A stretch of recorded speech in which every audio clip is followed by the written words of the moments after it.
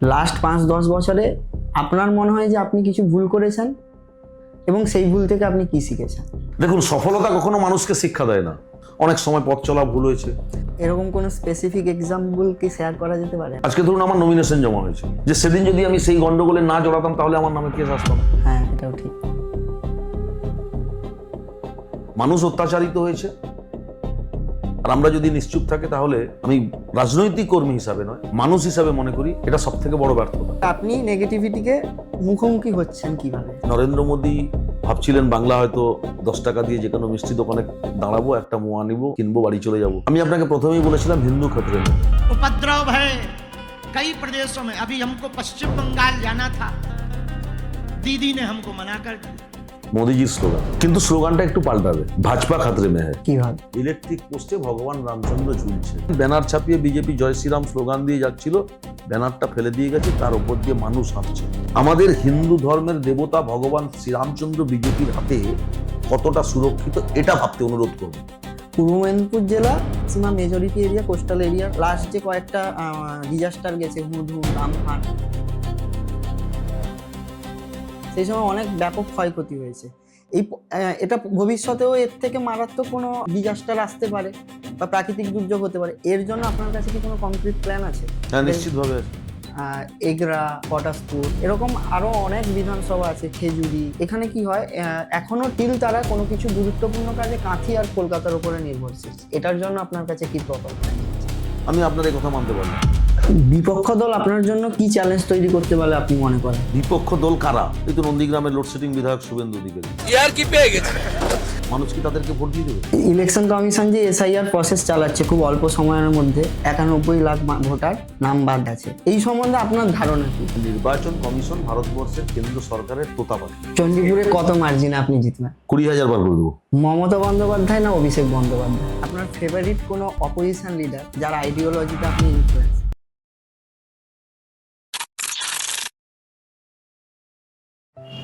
Hello everyone, আপনাদের স্বাগতম জানাই আর একটি এপিসোডে বিয়ন্ড এভরিথিং মিনিংফুলের। আমাদের মাঝে রয়েছেন খুব গ্রাউন্ড লেভেল থেকে রাজনীতি করে উঠে আসা পটাশপুর বিধানসভার এমএলএ এবং চণ্ডীপুর বিধানসভার এমএলএ ক্যান্ডিডেট এবছরের 26-এর ইলেকশানে, এবং পূর্ব মেদিনীপুর জেলার জেলা পরিষদ সভাধিপতি মাননীয় উত্তম দা। উত্তম দা, আপনাকে নমস্কার আমার এপিসোডে আসার জন্য। নমস্কার। আপনি এটা শেয়ার করুন আমাদের, যে আপনি যে গ্রাউন্ড লেভেল থেকে রাজনীতি করে আজকে এমএলএ হিসেবে ছিলেন এবং একটা নতুন বিধানসভায় এমএলএ হিসেবে আপনি টিকিট পেয়েছেন এবং জেলা পরিষদের সভাধিপতি, এই যে জার্নিটা আপনি যদি একটু স্বল্প বিস্তারে ডেসক্রাইব করতেন। দেখুন, আমরা ছাত্র জীবন থেকে রাজনীতি করি। শিক্ষার প্রগতি, সংঘবদ্ধ জীবন, দেশপ্রেম,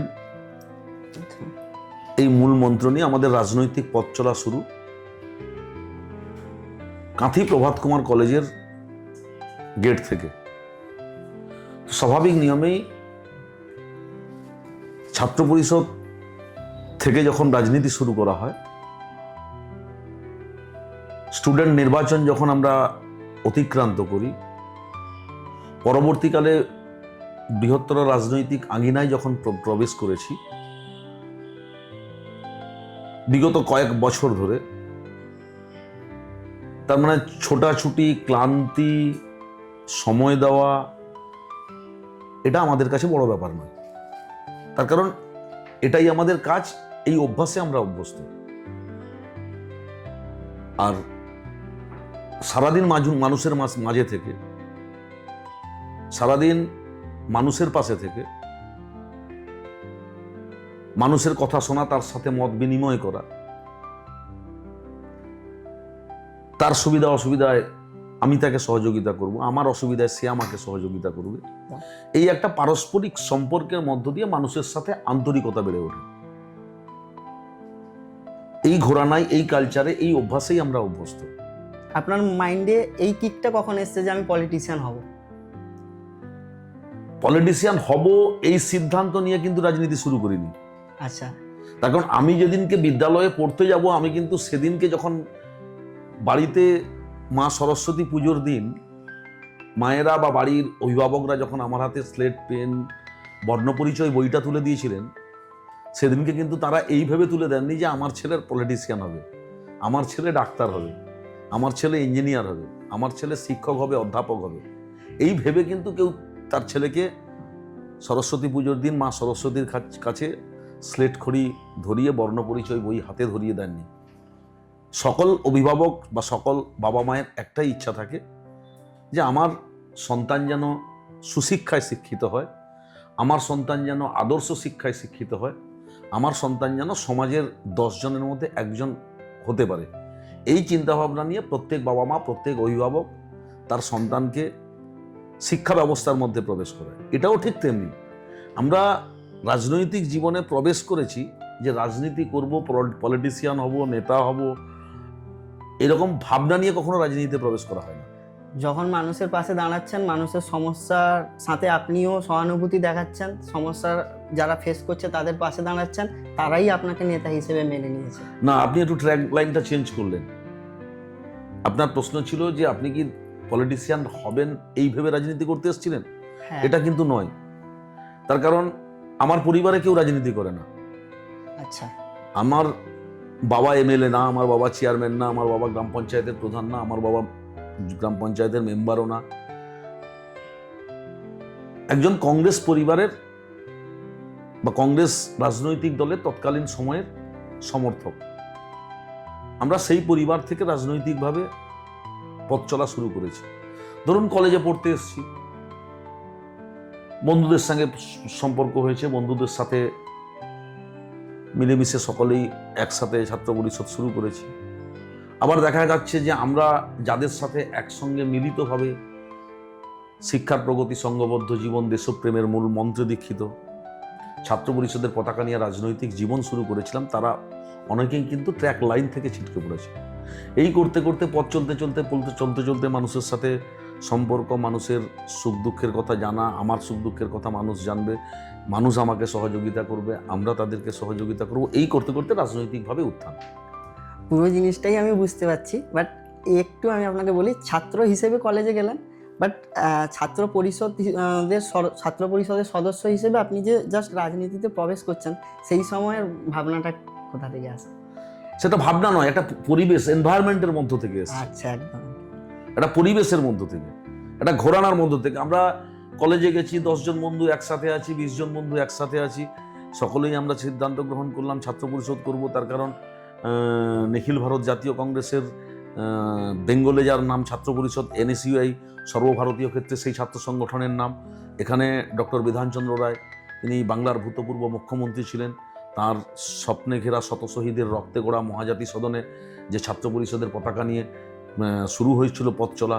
তার কারণ আমরা যখন রাজনৈতিকভাবে পথ চলা শুরু করি তখন বাংলায় মার্ক্সবাদী কমিউনিস্ট পার্টির কমরেডদের সরকার, সেখানে শিক্ষা ব্যবস্থাকে বন্ধা করে দেওয়ার জন্যে, বাংলায় শিক্ষিত যুবকের সংখ্যা যাতে না বৃদ্ধি হয়, বাংলার ছাত্ররা যাতে উপযুক্ত শিক্ষায় শিক্ষিত না হয়, তার সমস্ত ব্যবস্থা বামফ্রন্ট সরকার গ্রহণ করেছিলেন।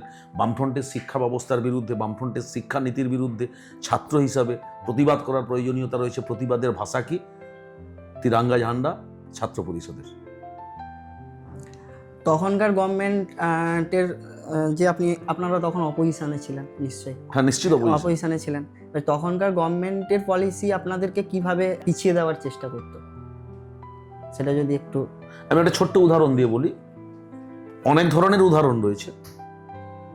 বামফ্রন্টের শিক্ষা ব্যবস্থায় তৎকালীন মুখ্যমন্ত্রী স্বর্গীয় নেতা জ্যোতিবাবু, প্রণাম জানাই, তিনি সিদ্ধান্ত গ্রহণ করলেন প্রাথমিক শিক্ষা থেকে, মানে প্রাথমিক শিক্ষা ব্যবস্থা থেকে ইংরেজি কোর্স তুলে দেওয়া হবে। আবার ক্লাস 5-এ গিয়ে একটি ছাত্রকে থরলি ইংরেজি পড়তে হবে। তাহলে আমি ক্লাস 1 থেকে ক্লাস 4 পর্যন্ত ABCD শিখলাম না, ওয়ার কি জিনিস জানলাম না। আমি যখন ক্লাস 5-এ যাব, আমি তখন থরলি ইংরেজি পড়তে হবে। তাহলে সেই ছাত্র যার ভিত নেই, যে নিজস্ব সত্তা জাগ্রত করতে পারলো না, তাহলে সেই ছাত্র কি ক্লাস 5-এ গিয়ে থরলি ইংরেজি পড়ে সেই ইংরেজি শিক্ষাকে করায়ত্ত করে উপযুক্ত ভাবে নিজেকে তৈরি করে শিক্ষা ব্যবস্থার মধ্যে প্রভাব বিস্তার করবে? এটা কখনো সম্ভব নয়। তার কারণ আমি যে আজকে এই বাড়িটায় বসে আছি, এটা দোতলার উপরে বসে আছি। একদম। তার মানে নিচ থেকে ভিত দেওয়া আছে, বাড়িটার ভিত কিন্তু দোতলা। যদি একতলার ভিত দেওয়া থাকতো, বাড়িটা যদি দোতলা তৈরি হতো, তাহলে নিশ্চিতভাবে এই বাড়ির যে কোনো সময় ধ্বংসাবশেষের সম্ভাবনা থাকবে, এই বাড়ি ধসে পড়বে। ঠিক একইভাবে বামফ্রন্ট সরকারের শিক্ষা ব্যবস্থা যেভাবে তৈরি করা হয়েছিল, বাংলার যুব সমাজকে পিছিয়ে দেওয়া হয়েছে, বাংলার শিক্ষিত সমাজকে পিছিয়ে দেওয়া হয়েছে। তার কারণ উপযুক্ত শিক্ষায়, আদর্শ শিক্ষায় শিক্ষিত হতে পারেনি। তার ফল আমরা কি পেয়েছি, তার কুফল আমরা কি পেয়েছি?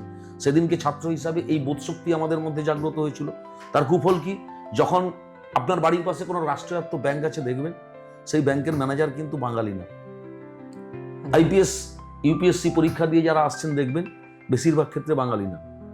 আইএস পরীক্ষা দিয়ে যারা আসছেন, দেখবেন তারা বেশিরভাগ ক্ষেত্রে বাঙালি না।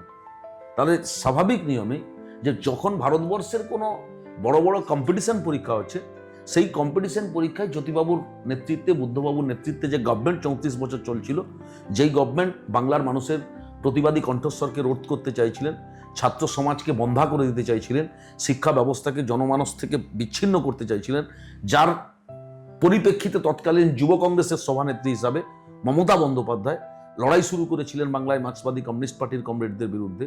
অত্যাচার, ব্যভিচার, ভ্রষ্টাচারের কারাগার থেকে বাংলাকে মুক্ত করে বাংলার মানুষের স্বার্থে সুশাসন প্রতিষ্ঠিত করা, বাংলার বেকারদের কর্মসংস্থানের সুযোগ পাইয়ে দেওয়া, বেকারির কারাগার থেকে বাংলাকে মুক্ত করা, এটা ছিল মমতা বন্দ্যোপাধ্যায়ের আপসহীন সংগ্রাম। আমরা সেদিনকে যখন ছোট্ট ছাত্র পরিষদের কর্মী, তখন আমরা দেখেছি যুব কংগ্রেসের সভানেত্রী হিসেবে মমতা বন্দ্যোপাধ্যায় সারা বাংলা জুড়ে কত আন্দোলন সংগঠিত করেছিলেন। নিশ্চিতভাবে এই পথ চলতে চলতে বলতে বলতে আদর্শে দীক্ষিত হয়ে আমরা রাজনৈতিকভাবে পথ চলা শুরু করেছি। এটা গেল এক রাজনীতির জীবন। আপনাকে দেখেছি, পূর্ব মেদিনীপুর জেলার অনেকেই আপনাকে দেখেছে মঞ্চে অভিনয় করতে, যাত্রা করতে, নাটক করতে। এটা একটা আর্ট, এটা একটা কালচার বেঙ্গলে। এই জিনিসটা আপনি এত বিজি স্কেডিউলের মধ্যেও এখনও আপনি এটাকে প্যারালালি মেনটেন করেন। এটা আপনার রাজনৈতিক জীবনের প্রেসার থেকে এসকেপ নেওয়ার একটা কোনো একটা ওয়ে, যাত্রা করি একটু এসকেপ পেলাম এই ব্যস্ততা জীবন থেকে, না এটা অরিজিনালি আপনি ভালোবাসেন, এটা আপনার হবে? না, এটা তো অরিজিনালি ভালোবাসা থেকেই আসে। আচ্ছা, মন থেকে না চাইলে কোনো কাজ করা যায় না, এটা নাম্বার 1। নাম্বার 2, অবতার গুরু রামকৃষ্ণ পরমহংসদেব একদম সনাতন হিন্দু নবজাগরণের অন্যতম পথিকৃৎ। আমি যদি কাউকে জিজ্ঞেস করি অবতার গুরু রামকৃষ্ণ পরমহংসদেব কে ছিলেন, সকলেই বলবেন সনাতন হিন্দু ধর্মের অন্যতম পথিকৃৎ ছিলেন। ওনার ইন্সপিরেশনের স্বামী বিবেকানন্দ আজকে শিকাগোতে হিন্দু ধর্ম সভায় অংশগ্রহণ করেছিলেন। কিন্তু সেই রামকৃষ্ণ পরমহংসদেব শুধুমাত্র সনাতন হিন্দু ধর্মকে সামনে রেখে সাধনা করেছিলেন, বা দাদা রামকুমার চট্টোপাধ্যায়ের হাত ধরে গদাধর চট্টোপাধ্যায় রানী রাসমণির প্রতিষ্ঠিত 1855 সালের দক্ষিণেশ্বর কালীবাড়ি, রানী রাসমণির জামাতা মথুরবাবুর হাত ধরে সেখানে পূজারীর কাজ করতে প্রবেশ করেছিলেন, এমনটা নয়। তিনি পূজারীর কাজ করেছিলেন, বাড়িতে অর্থনৈতিক অভাব ছিল, কুলীন ব্রাহ্মণ পরিবারের সন্তান, পাঠশালা শিক্ষায় তিনি শিক্ষিত হননি। পাঠশালাটা কি খায় না গায়ে মাখে না মাথায় দেয়, এই সম্পর্কে ধ্যান ধারণা ওনার ছিল না। উনি দাদা রামকুমার চট্টোপাধ্যায় তাকে কলকাতায় নিয়ে এসেছিলেন। বাড়িতে অর্থনৈতিক অভাব থেকে ছোট ভাইকে যদি কারোর বাড়িতে পুজোতে ঢুকিয়ে দেওয়া যায়, মাসে যদি 2 টাকা পায়, তাহলে বাড়িতে অর্থনৈতিক সচ্ছলতা আসবে। এই চিন্তাভাবনায় রামকুমার চট্টোপাধ্যায় ছোট ভাই গদাধর চট্টোপাধ্যায়কে কলকাতায় আনেন। তখন রানী রাসমণি 1855 সালে দক্ষিণেশ্বর কালীবাড়ি প্রতিষ্ঠিত করেছিলেন। তার জামাতা মথুরবাবুর উপরে দায়িত্ব দিয়েছিলেন একটি কুলীন ব্রাহ্মণের খোঁজ করার জন্য, যিনি এই মায়ের দেখাশোনা করবেন, মায়ের সাধনা করবেন। রানী রাসমণি বুঝতেই পারছেন, কৈবর্ত পরিবারের জানবাজারের রানী, অর্থাৎ জমিদার পরিবার, British Bharat, British Kolkata, British Bangla. তো সেই জায়গায় তিনি যখন পূজারীর দায়িত্ব নিয়ে প্রবেশ করলেন, সেই গদাধর চট্টোপাধ্যায়কে রামকৃষ্ণ পরমহংসদেব নামে ভূষিত করলেন বা নাম রাখলেন স্বয়ং রানী রাসমণির জামাতা মথুরবাবু। তারপরে তিনি শুধুমাত্র সনাতন হিন্দু ধর্মকে সামনে রেখে ধ্যান করেছিলেন, এমনটা নয়। তিনি কখনো খ্রিস্ট ধর্মকে সামনে রেখে ধ্যানে মগ্ন হয়েছেন। তিনি দিব্য চোখে দেখতে পেয়েছেন মা মেরির কোলে শুয়ে আছে ছোট্ট একটি শিশু, যিনি খ্রিস্ট ধর্মের প্রবর্তক যীশু খ্রিস্ট ছিলেন। তিনি আবার ইসলাম ধর্মকে সামনে রেখে ধ্যানমগ্ন হয়েছিল। তিনি দিব্য চোখে দেখতে পেয়েছেন আল্লাহ তাআলার শেষ নবী হযরত মুহাম্মদ সাল্লাল্লাহু আলাইহি ওয়াসাল্লামকে। তিনি যতদিন দক্ষিণেশ্বর কালীবাড়িতে ছিলেন ততদিন সেই কালীবাড়ির দেওয়ালে মা মেরির কোলে শুয়ে আছে ছোট্ট শিশু যিশু, সেই ছবি কিন্তু ঝুলন্ত অবস্থায় ছিল।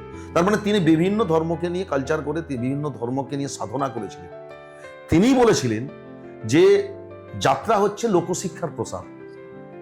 আজকে মানুষকে বাস্তব ধর্মী দৃশ্য প্রদর্শন করতে হলে, আজকে সমাজের বাস্তব রূপ তুলে ধরতে হলে যাত্রা শিল্পের মধ্য দিয়েই সেটা সম্ভব। তাই যাত্রা লোকশিক্ষার প্রসার অবতার গুরু রামকৃষ্ণ পরমহংসদেব বলে গেছেন। তো সেই যাত্রা থেকে সমাজ অনেক শিক্ষা নেয়। যাত্রা অনুষ্ঠিত হলে আমরা যদি মনে করি যে না সেখানে লাইট জ্বলছে, আমি বাড়িতে কেন 3 ঘন্টা বসে থাকবো, সেখানে যাব, বিভিন্ন রকম মিউজিক হবে, কেউ অভিনয় করবে, সেটা দেখবো চলে আসবো, এরকম ব্যাপারটা নয়। সেই যাত্রা শিল্পের মধ্য দিয়ে মনুষ্য জাতি, মনুষ্য সমাজ অনেক শিক্ষা লাভ করে। তার কারণ বাস্তব শিক্ষা লাভ করে সেই জায়গায় দাঁড়িয়ে। তো সেই যাত্রা শিল্প একটা সময় অপলুপ্তির পথে ছিল। আবার বাংলার মাননীয় মুখ্যমন্ত্রী মমতা বন্দ্যোপাধ্যায় 2017 সাল সম্ভবত তিনি বাংলার সমস্ত নাগরিকের উদ্দেশ্যে বার্তা রাখলেন যে যাত্রা শিল্প বিলুপ্তির পথে। সেদিনকে যদি আমরা দেখি এক একটা যাত্রাপালা যারা একটা সিজনে অর্থাৎ বছরে 50 নাইট 60 নাইট যাত্রা করতে পারতো না, যাত্রা শিল্পীরা বন্ধার পথে সেদিনকে বাংলার মাননীয় মুখ্যমন্ত্রী বাংলার উদ্দেশ্যে বার্তা রাখলেন যে যাত্রা শিল্পকে উজ্জীবিত করার প্রয়োজনীয়তা রয়েছে। তার কারণ অবতার গুরু রামকৃষ্ণ পরমহংসদেব বলে গেছেন যে যাত্রা লোকশিক্ষার প্রসার, আর সেটাকে বাংলার মানুষকে জোর দিতে হবে। আজকে কিন্তু যাত্রা শিল্পীরা অনেক উজ্জীবিত, আজকে কিন্তু যাত্রা শিল্প অনেক উজ্জীবিত। সেদিনকে 2017 সালের আগে যে যাত্রাপালাগুলো প্রতি বছর 40 নাইট 50 নাইট তারা গান করতেন, আজকে তারা কিন্তু 220-25 নাইট গান করছে। তার মানে স্বাভাবিক নিয়মে মমতা বন্দ্যোপাধ্যায়ের আবেদনে সাড়া দিয়ে বাংলার মানুষ যাত্রা শিল্পের উপরেই জোর দিয়েছে।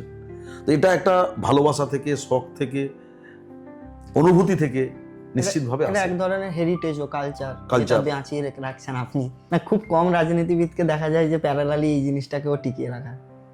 সেটা যে যার একটা মানসিক ইচ্ছার উপর নির্ভর করে, মনের ইচ্ছার উপর নির্ভর করে। ব্যর্থতা মানুষকে অনেক অনেক কিছু শেখায়। লাস্ট 5-10 বছরে আপনার মনে হয় যে আপনি কিছু ভুল করেছেন এবং সেই ভুল থেকে আপনি কি শিখেছেন? দেখুন, সফলতা কখনো মানুষকে শিক্ষা দেয় না, অর্থনৈতিক সচ্ছলতা কখনো মানুষকে শিক্ষা দেয় না, দারিদ্রতা মানুষকে শিক্ষা দেয়, আর ব্যর্থতাই মানুষকে শিক্ষা দেয়। ব্যর্থতা থেকে শিক্ষা লাভ করে মানুষ পথ চলা শুরু করে। পিছাতে পিছাতে দেওয়ালে যখন পিঠ ঠেকে যায় কোনো মানুষের, সে যখন প্রত্যাবর্তন করে অর্থাৎ আবার ঘুরে দাঁড়ানোর চেষ্টা করে, সে যে ঘুরে দাঁড়ায় সামনে আর কেউ আটকানোর লোক থাকে না। তার কারণ সে যে ঘুরে দাঁড়িয়েছে অনেক ব্যর্থতা থেকে সে শিক্ষা নিয়ে যে শুরুটা করেছে, সেই শুরু আর কোথাও পথ চলা থমকে দাঁড়ায় না। এও ঠিক একই ব্যাপার যে অনেক ব্যর্থতা থেকে আমরা পরপর শিক্ষা লাভ করেছি। অনেক সময় পথ চলা ভুল হয়েছে, অনেক সময় রাজনৈতিক সিদ্ধান্ত ভুল হয়েছে, অনেক সময় মনে হয়েছে যে এটা এখনই করলে ভালো হবে, কিন্তু পরবর্তীকালে দেখা গেছে না সেদিন আমি যে কাজটা করেছিলাম সেটা ঠিক করিনি, সেটা যদি না করতাম মনে হয় আমার আরো বেশি সফলতা আসতো। এরকম কোন স্পেসিফিক এক্সাম্পল কি শেয়ার করা যেতে পারে? হ্যাঁ, অনেক স্পেসিফিক আপনার লাইফের কোনো একটা ভুল যেটা অনেক স্পেসিফিক এক্সাম্পল আছে, তার মধ্যে যদি একটা কোনো আপনি শেয়ার করতেন খুব ভালো হতো। দেখুন, আমরা তো বাম সরকারের জামানা থেকে রাজনীতি করি। আজকে ধরুন আমার নমিনেশন জমা হয়েছে, আজকে সেই নমিনেশন পেপারে উল্লেখ করা আছে আমার নামে কত কেস আছে। আমি যদি এখন দাঁড়িয়ে ভাবছি যে সেদিন যদি আমি সেই গন্ডগোলে না জড়াতাম তাহলে আমার নামে কেস আসতো না। হ্যাঁ, এটাও ঠিক। কিন্তু সেদিনের এনভায়রনমেন্ট, সেদিনের পরিবেশ আমাদেরকে সেই রাজনৈতিক সংঘর্ষ, রাজনৈতিক সন্ত্রাস মোকাবেলা করার জন্য, প্রতিহত করার জন্য আমি আমার নিজের বাবার পৈতৃক সম্পত্তি রক্ষা করতে গিয়ে লড়াই করিনি, আমার নামে রাজনৈতিক কেস হয়েছে। আমি নিজের স্বার্থ সিদ্ধি করার জন্য লড়াই করতে গিয়ে কেস হয়েছে এরকম নয়। মানুষ অত্যাচারিত হয়েছে, তাকে বাঁচাতে গিয়ে কখনো লড়াইতে সংযোজিত হতে হয়েছে, তার নাম জন্য বিভিন্ন মামলা হয়েছে। তো আজকে যদি আমি দাঁড়িয়ে মনে করি যে না সেদিন যে মামলাগুলো হয়েছিল আমি যদি সেই ব্যাপারে না থাকতাম তাহলে আমার নামে মামলা হতো না, কিন্তু তাহলে সেই চিন্তা ভাবনা আমার স্বার্থপরতার মতো হতো। তা মানুষ বিপদে ইয়েস, মানুষ অত্যাচারিত, তার ঘর লুট হচ্ছে, তার ধান কেটে নিয়ে যাচ্ছে, তার পুকুরের মাছ ধরে নিয়ে যাচ্ছে, আর আমরা যদি নিশ্চুপ থাকে, তাহলে আমি রাজনৈতিক কর্মী হিসাবে নয়, মানুষ হিসাবে মনে করি এটা সব থেকে বড় ব্যর্থতা। প্রতিবাদের ভাষা অনেক রকমের হয়। তা ভারতবর্ষ যখন স্বাধীনতার পিরিয়ড চলছে 1757 থেকে 1947, দীর্ঘ প্রায় 200 বছর, এই যে সুদীর্ঘ পথ, ভারতবর্ষের স্বাধীনতা আনার জন্য অনেকেরই অবদান আছে। কেউ সশস্ত্র সংগ্রামের পথ ধরেছেন, ব্রিটিশ পুলিশের বন্দুকের গুলির সামনে দাঁড়িয়ে শহীদ হয়েছেন। আবার কেউ সাহিত্য, প্রবন্ধ, কবিতা, গান রচনার মধ্য দিয়ে জনমানসের শুভ বুদ্ধির উন্মেষ ঘটিয়েছেন, তাতেও স্বাধীনতার জন্য সহযোগিতা হয়েছে। তিনি কিন্তু ব্রিটিশ পুলিশের গুলিতে প্রাণ হারাননি। যিনি সাহিত্য, প্রবন্ধ, কবিতা, গান রচনার মধ্য দিয়ে মানুষকে আন্দোলিত করেছেন, মানুষের মধ্যে শুভ বুদ্ধির জাগ্রত করেছেন, সশস্ত্র সংগ্রামের পথ না ধরে। ওই সময় যারা সশস্ত্রতে যায়নি, কিছু ম্যাগাজিনও যারা পাবলিশ করতো ওনাদেরকেও জেলে ধরে, সেটা একটা লিমিটেড টাইম, limit, হ্যাঁ স্পট দাঁড়িয়ে এনকাউন্টার, হ্যাঁ, আর জেলে ধরে নিয়ে যাওয়া, জেল থেকে মুক্তি লাভ করা, দুটোর মধ্যে আসমান জমিন পার্থক্য। বিরোধীদের কাজ হলো নেগেটিভিটি গুলোকে খোঁচা দেওয়া, বাট আপনি নেগেটিভিটিকে মুখোমুখি হচ্ছেন কিভাবে, সেটাকে এই আপনার যে নেগেটিভ গুলো আপনি তুলে ধরলেন সেটাকে কিভাবে এটা সৎ সাহস থাকা চাই, পজিটিভে রূপান্তরিত করেছেন। এটা সৎ সাহস থাকা চাই। রাজনৈতিক ভাবে বা মানুষের জীবনে শুধু রাজনৈতিক কর্মী হিসাবে নয়, একটি আদর্শ মানুষ হিসাবে নিজেকে প্রকাশ করতে গেলে ব্যর্থতা থেকে শিক্ষা লাভ করে পথ চলতে হবে। একদম, তবেই আপনি একটা আদর্শ মানুষ হিসেবে প্রতিষ্ঠিত হতে পারবেন। আপনি একজন বিধায়ক, প্যারালালি সভাধিপতি, আপনার কাছে মানুষেরও অনেক আবদার থাকে, প্লাস বিভিন্ন সেক্টরের কর্মাধ্যক্ষ, বিভিন্ন অ্যাসেম্বলির এমএলএরা তাদের ডেভেলপমেন্ট রিলেটেড কাজের জন্য আপনার কাছে পৌঁছায়। আপনার অ্যাসেম্বলির লোকেরাও আপনার কাছে ডিরেক্টলি যোগাযোগ করে। আপনি ডেভেলপমেন্ট রিলেটেড কাজ করার জন্য কি বিউরোক্র্যাটিক বাধার সম্মুখীন হন? দেখুন, এটা বিভিন্ন এলাকায় বিভিন্ন বাধার সম্মুখীন হতে হয়। সব জায়গায় যে বাধার পরিমাণ এক বা বাধা দান করার প্রক্রিয়া এক, এটা কিন্তু নয়। বিভিন্ন জায়গার বিভিন্ন পরিবেশ, সেই পরিবেশের মধ্য দিয়ে কোথাও কোথাও আমি পথ চলতে গিয়ে পূর্ব মেদিনীপুর জেলা সভাধিপতির দায়িত্ব পেয়েছি 2022 সালের 26শে সেপ্টেম্বর। লাস্ট 3-4 ইয়ার্স ধরে ধরো কাছাকাছি। পরবর্তীকালে 2023-এর পঞ্চায়েত নির্বাচন শেষ হওয়ার পর আবার সভাধিপতির দায়িত্ব দিয়েছেন মমতা বন্দ্যোপাধ্যায়, আমাদের নেতা সাংসদ অভিষেক বন্দ্যোপাধ্যায়। আমি এই যে 2022 সালের 26শে সেপ্টেম্বর থেকে আজকে 26 সাল এপ্রিল মাস, এই যে কয়েক বছরের যে ওয়ার্ক টাইম বা কাজ করার সময়সীমা, এর মধ্যে পঞ্চায়েত নির্বাচন গেছে, লোকসভা নির্বাচনের এমবার্গো গেছে, আবার দুর্গাপূজার ছুটি গেছে, বিভিন্ন অফিসিয়াল ছুটি গেছে। এতে আপনি টোটাল বাদ দিলে আনুমানিক বলতে পারি 3 বছর। প্রায় 3 বছর এই সময়সীমার মধ্যে একটা পঞ্চায়েতের মেম্বারও আবেদন করেছেন, একটা জেনারেল পাবলিকও বলেছেন, সাধারণ মানুষও বলেছেন, গ্রাম পঞ্চায়েতের প্রধান, পঞ্চায়েত সমিতির চেয়ারম্যান, বিধায়ক বা এর বাইরেও যে সমস্ত মানুষজন এলাকার উন্নয়ন করতে চান মমতা বন্দ্যোপাধ্যায়ের হাত ধরে, তারাও যোগাযোগ করছে। তাহলে আমি কাঁথি থেকে আসবো আমার উদ্দেশ্য চণ্ডীপুর, কেউ আসছে এগরা হয়ে ভগবানপুর হয়ে চণ্ডীপুর, আবার কেউ আসছে সোজা কাঁথি থেকে চণ্ডীপুর। তাহলে আমাদের সকলের উদ্দেশ্য এক, পদ্ধতিগত পার্থক্য, লক্ষ্য একটা জায়গায় পৌঁছাবো, পদ্ধতিগত বিভিন্নভাবে পার্থক্য রয়েছে। তাহলে এখানে আমাদের লক্ষ্য কি? ডেভেলপমেন্ট, উন্নয়ন। সহযোগিতা কার? মমতা বন্দ্যোপাধ্যায়ের। আমরা মাধ্যম। আমার কাছে সাধারণ মানুষ আসলো, তার বার্তাকে লিপিবদ্ধ করলাম। বিধায়ক আসলেন, তার বার্তাকে লিপিবদ্ধ করলাম। কোনো এলাকার উৎসাহী রাজনৈতিক কর্মী আসলেন, তার এলাকায় এটা ডেভেলপমেন্ট প্রয়োজন, তার অভিযোগ লিপিবদ্ধ করলাম, আমি লিপিবদ্ধ করে পাঠিয়ে দিলাম বাংলার মামাটি মানুষের সরকারের মাননীয় মুখ্যমন্ত্রী মমতা বন্দ্যোপাধ্যায়ের কাছে। তাহলে আমাদের সকলের উদ্দেশ্য কিন্তু পৌঁছানো মমতা বন্দ্যোপাধ্যায়ের কাছে তার আবেদন পৌঁছে গেল। বাংলার মামাটি মানুষের সরকারের মাননীয় মুখ্যমন্ত্রী মমতা বন্দ্যোপাধ্যায় আমাদের আবেদনে সাড়া দিয়ে এই 3 বছর সময়সীমার মধ্যে আমি পূর্ব মেদিনীপুর জেলার 223টা গ্রাম পঞ্চায়েত, 25টি পঞ্চায়েত সমিতি, 5টি পৌরসভা বাদ দিলে এই ভৌগোলিক অবস্থানের ভিতরে প্রায় আনুমানিক গ্রামীণ রাস্তা ঢালাই হয়েছে 4,500। 4,500 কিলোমিটার না, সংখ্যায় 4,500। আচ্ছা, কিলোমিটার ওয়াইজ তো আরো অনেক বেশি হবে। সংখ্যায় 4,500 গ্রামীণ রাস্তা ঢালাই হয়েছে। তাহলে মেদিনীপুর জেলায় উন্নয়নের ক্ষেত্রে মমতা বন্দ্যোপাধ্যায়ের সহযোগিতা, ঐকান্তিক প্রচেষ্টা আমি ব্যক্তিগতভাবে এই 3 বছর কাজ করতে গিয়ে দেখেছি অনেক বেশি। আবার বিভিন্ন ফান্ডের বিভিন্ন অর্থ বিভিন্ন জেলা পরিষদে যায়। আমরা কিন্তু কাজ করতে গিয়ে দেখেছি বিভিন্ন প্রকল্পে বাংলার সরকারি পরিসংখ্যানে পূর্ব মেদিনীপুর জেলায় মোটামুটি একটা ট্রেন্ড ধরে রাখতে পেরেছে বিভিন্ন আধিকারিক জনপ্রতিনিধিদের সহযোগিতায়, আমাদের কর্মাধ্যক্ষদের সহযোগিতায়। আমরা 1 নম্বর জায়গা বাংলায়। আপনি কতটা অ্যাসিওর করতে পারবেন যে এখানে তো অপোজিশনেরও পঞ্চায়েত আছে, অপোজিশনেরও যেখানে আমাদের পার্টি, আপনি যেই পার্টি থেকে বিলংস করেন, টিএমসি পার্টি ছাড়াও অন্যান্য পঞ্চায়েত কিছু কিছু জায়গায় আছে, নিরপেক্ষভাবে কাজ হয়েছে? দেখুন, আমরা তো না অ্যাজ এ জেলা পরিষদ সভাধিপতি হিসেবে বলছি আপনাকে, হ্যাঁ,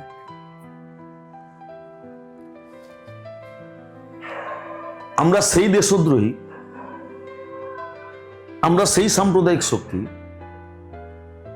তাদের শিক্ষায় শিক্ষিত হইনি। কেন বললাম না? ভারতবর্ষে একটি কেন্দ্র সরকার চলছে, ভারতীয় জনতা পার্টি পরিচালিত।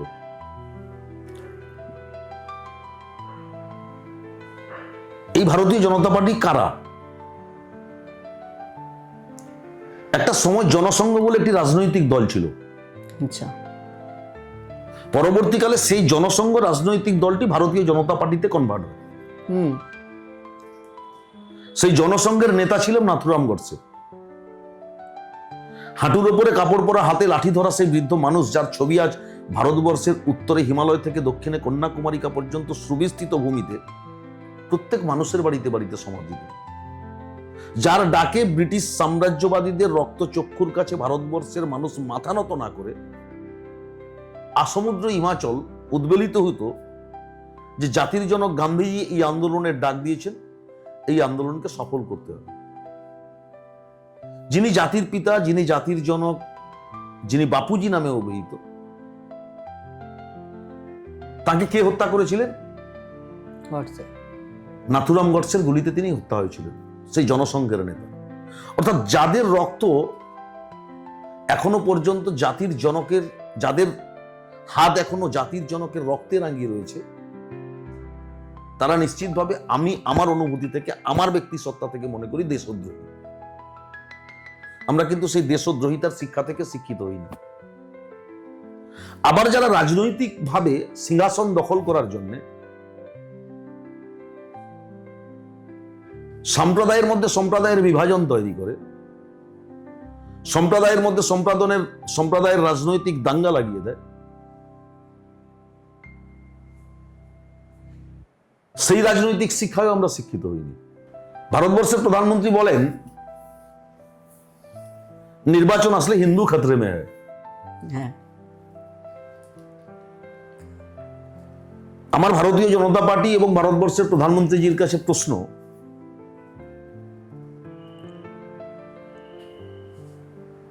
যে এই ভারতবর্ষ 200 বছরের পর যখন 1947 সালের 14ই আগস্ট রাত্রি 12টা 1 মিনিট সুদূর দিল্লির লালকেল্লায় ব্রিটিশ ইউনিয়ন জ্যাক পতাকাটাকে নামিয়ে দিয়ে ভারতবর্ষের ত্রিবর্ণ রঞ্জিত জাতীয় পতাকা উত্তোলন করে পণ্ডিত জওহরলাল নেহরু স্বাধীনতার শুভ সূচনা করলেন, তারপর 1950-এ ডক্টর বি.আর. আম্বেদকরের নেতৃত্বে সংবিধান প্রণয়িতাগণ অর্থাৎ সংবিধান রচয়িতাগণ যে ভারতবর্ষের সংবিধান রচনা করলেন, সেই ভারতবর্ষের সংবিধান প্রকাশ হওয়ার পর সারা পৃথিবীর শ্রেষ্ঠ সংবিধানের আখ্যা পেল।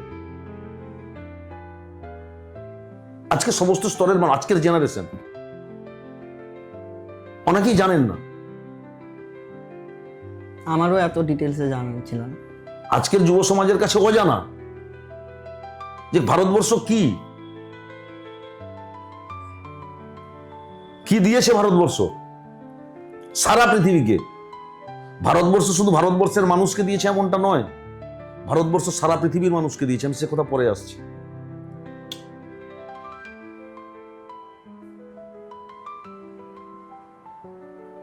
ভারতবর্ষের সংবিধান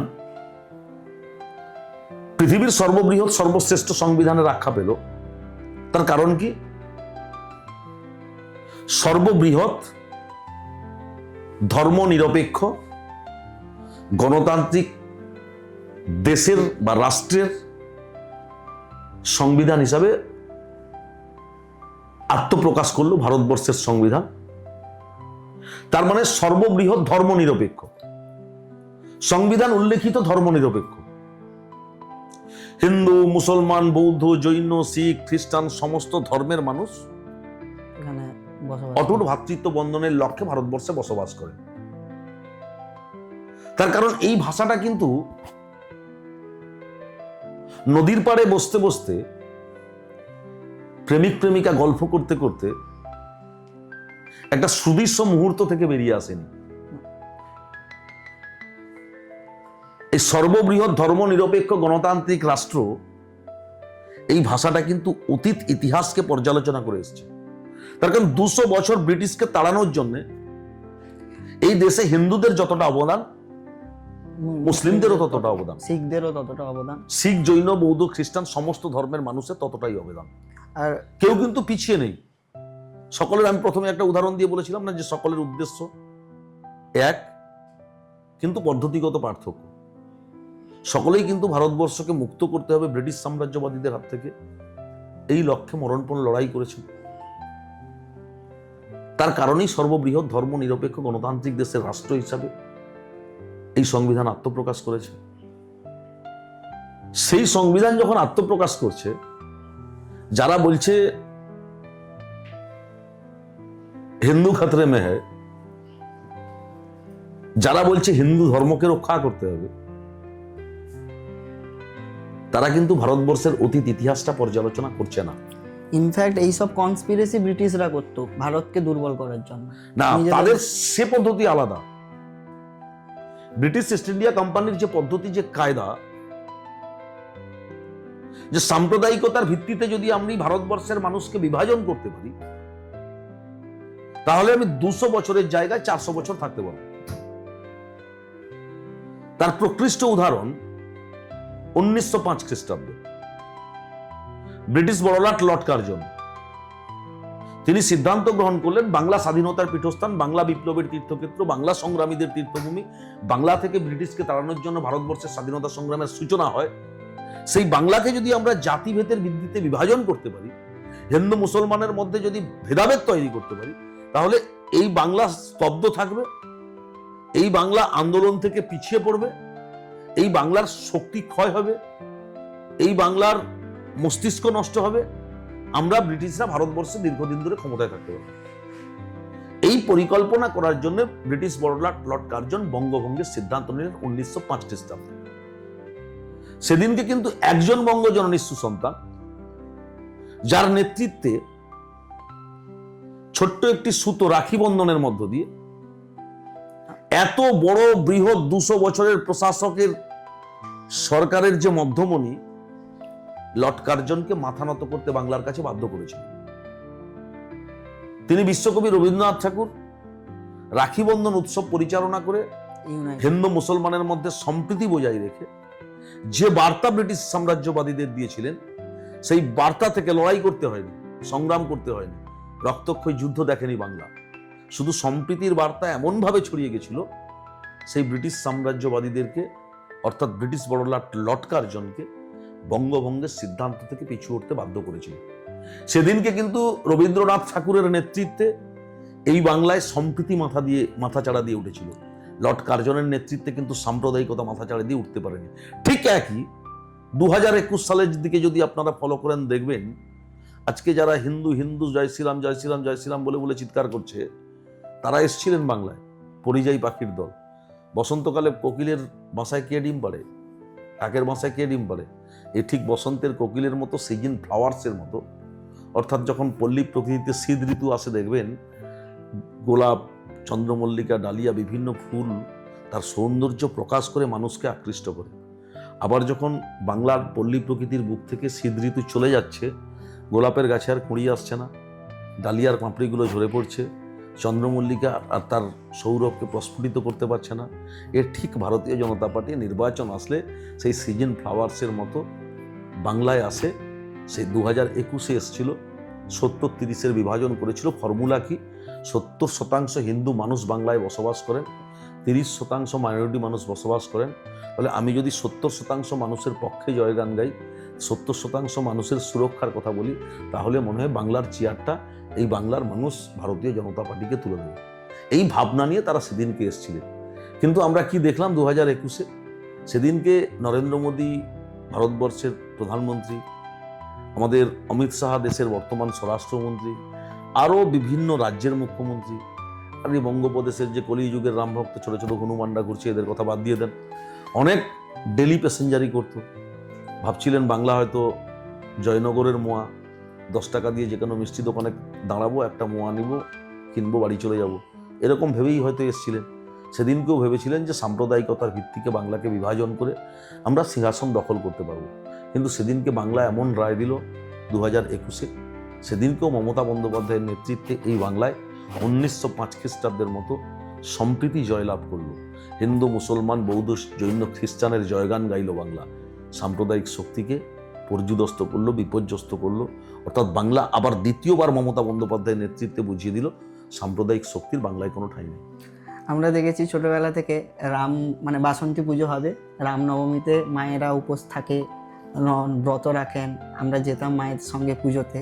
কিন্তু এখন সোশ্যাল মিডিয়া খুললেই কিছু অন্য রকমের ইনফ্লুয়েন্স, যুবকরা সবাই একটু উগ্র টাইপের চলাফেরা করছে, গলায় গেরুয়া পাগড়ি, গেরুয়া গামছা, একটু একটু আমাদের যে ধর্মের মানে বাঙালি স্পেশালি হিন্দু ধর্মের যে বাঙালি সংস্কৃতিটা হলো শ্রদ্ধা, ভক্তি, একটা শান্ত প্রকৃতির কোনো কিছু জিনিস, আরাধনার ব্যাপার। কিন্তু এখন রামনবমীর স্ট্র্যাটেজিটা চেঞ্জ হচ্ছে, মানে ইনফ্যাক্ট আমিও এটা ফিল করতে পারি। তো এই ব্যাপারে আপনি কি বলবেন? এ বলতে গেলে বৃহৎ বলতে হবে, যতটা সংক্ষেপে বলা যায় অনেক। দেখুন, আমি আপনাকে প্রথমেই বলেছিলাম হিন্দু খাতরে মে হ্যায়, আচ্ছা, মোদিজির স্লোগান নির্বাচন আসলেই বলেন।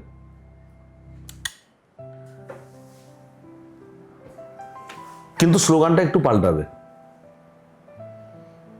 ভাজপা খাতরে মে হ্যায়। কিভাবে? তার কারণ ভারতীয় জনতা পার্টি ভগবান শ্রীরামচন্দ্রকে রাজনৈতিক ব্যবসার কাজে ব্যবহার করে রাজনৈতিক সিংহাসন দখল করার সহজ প্রক্রিয়া অবলম্বন করেছেন। কিছুটা জায়গায় তারা সফল হয়েছিলেন, মানুষকে ভুল বুঝিয়ে। ভগবান শ্রীরামচন্দ্র কে? আমি যদি বলি আমি উত্তম বারিক, আমাকে কিন্তু পরেরটা বলতে হবে না, আমি সনাতন, আমি হিন্দু, এই কথা বলতে হবে না। এটা কাকে বলতে হবে? শুভেন্দু অধিকারীকে বারবার বলতে হবে, তার নিজের নাম বলার পরে আমি সনাতন, আমি সনাতন, আমি হিন্দু, আমি হিন্দু, এটা বলতে হবে। কেন বলতে হবে? তখন আমার জন্ম তো বংশ পরম্পরায় সনাতন হিন্দু ধর্মের বংশোদ্ভূত পরিবারে, আমাকে নিশ্চিত বলতে হবে না। আর যারা 2014 সালের পরের হিন্দু, তাদেরকে বলতে হবে আমি হিন্দু, আমি সনাতন, আমি হিন্দু, আমি সনাতন, এটা তাকে বারবার বলতে হবে। সনাতন হিন্দু ধর্ম বলছে, আপনি চিকাগো ধর্মসভার কথা বলেছিলেন না স্বামী বিবেকানন্দ, 1893 খ্রিস্টাব্দের 11ই সেপ্টেম্বর সারা পৃথিবী জুড়ে যত বড় বড় ধর্ম আছে সেই ধর্মের ধর্মগুরুরা, ধর্মযাজকরা উপস্থিত ছিলেন বিশ্বের মহাধর্ম সম্মেলনে। এর আয়োজক ছিলেন আমেরিকা। আমেরিকার উদ্দেশ্য কি ছিল?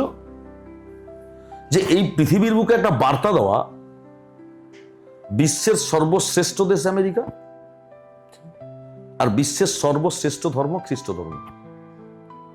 এই বার্তা দেওয়ার জন্যই আমেরিকার চিকাগো শহরে বিশ্বের মহাধর্ম সম্মেলন আয়োজন করেছিলেন আমেরিকার আয়োজক সংস্থার কর্মকর্তারা, অর্থাৎ আমরা এক কথায় বলতে পারি ওরা আমেরিকাবাসী। অনেক ঘাত প্রতিঘাত, অনেক প্রতিবন্ধকতা, অনেক অর্থনৈতিক সমস্যাকে বুকে জড়িয়ে আগলে ধরে একজন গেরুয়া বসন পরিহিত সুঠাম শরীরের সুদর্শন বাঙালি যুবক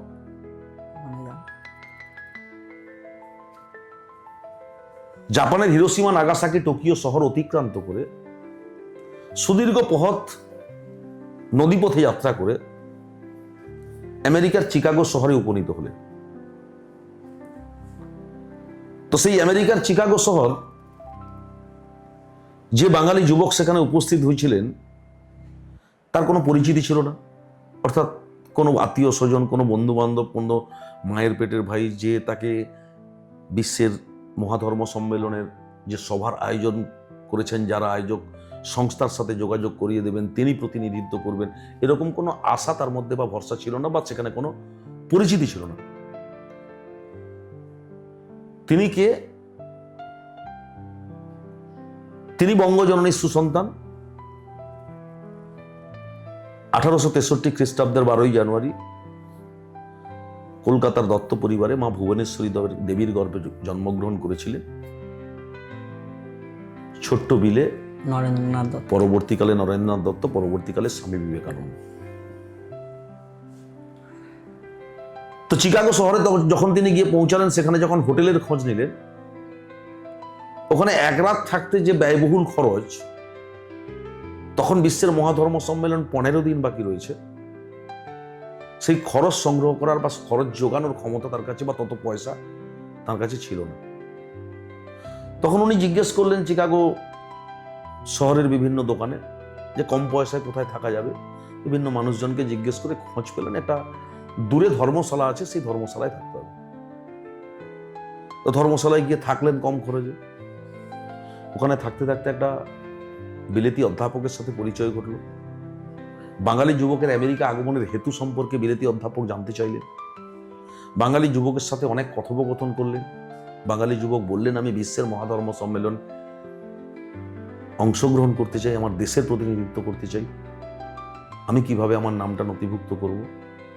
তো যাই হোক, সেই অনেক কথোপকথনের পর সেই বিলেতি অধ্যাপক আমেরিকার সেই আয়োজক সংস্থার কর্মকর্তা বন্ধুদের একটি চিঠি লিখলেন যে সারা আমেরিকা জুড়ে যত বুদ্ধিজীবী আছে, যত জ্ঞানী মানুষ আছে, যত বিজ্ঞানী আছে, সকলেই যদি মঞ্চের একদিকে উপস্থিত থাকেন আর অন্যদিকে মঞ্চের শুধুমাত্র এই তরুণ বাঙালি যুবক যদি উপস্থিত থাকে, তাহলে এত আমেরিকার জ্ঞানীগুণী মানুষের উপস্থিতির থেকে বেশি গুরুত্ব বিরাজ করবে বিশ্বের মহাধর্ম সম্মেলনে এই তরুণ বাঙালি যুবকের উপস্থিতি। সে চিঠি নিয়ে তিনি গেলেন, যোগাযোগ করলেন, তিনি তার উদ্দেশ্য জানালেন। তখন আয়োজক সংস্থার কর্মকর্তা বন্ধুরা বললেন, না, আপনি সনাতন হিন্দু ধর্ম সম্পর্কে বলতে পারবেন, আপনি শুধুমাত্র ভারতবর্ষের প্রতিনিধিত্ব করতে। তো 11ই সেপ্টেম্বর প্রথম দিন প্রথমেই ডাকা হয়েছিল বঙ্গজননীর সুসন্তান নরেন্দ্রনাথ দত্ত স্বামী ভারতবর্ষের প্রতিনিধিত্ব করার জন্য। আবার সময় বেঁধে দেওয়া হয়েছিল যে মাত্র 5 মিনিট আপনি বক্তৃতা করবেন। তিনি সর্বপ্রথম সম্বোধনী বাক্যে বললেন, আমেরিকাবাসী আমার ভাতা এবং ভূমি। সেই হলঘরটা যে ছিল তাতে 7,000 মানুষ বসছিলেন, হলঘরের চেয়ার। সকলেই 7,000 মানুষ দাঁড়িয়ে করতালিতে 5 মিনিট ধরে সম্বোধিত করলেন বঙ্গজননীর সুসন্তান। পরবর্তীকালে তিনি ভারতবর্ষের প্রতিনিধি হিসাবে বক্তব্য রাখতে গিয়ে তুলে ধরলেন বিশ্ববাসীর সামনে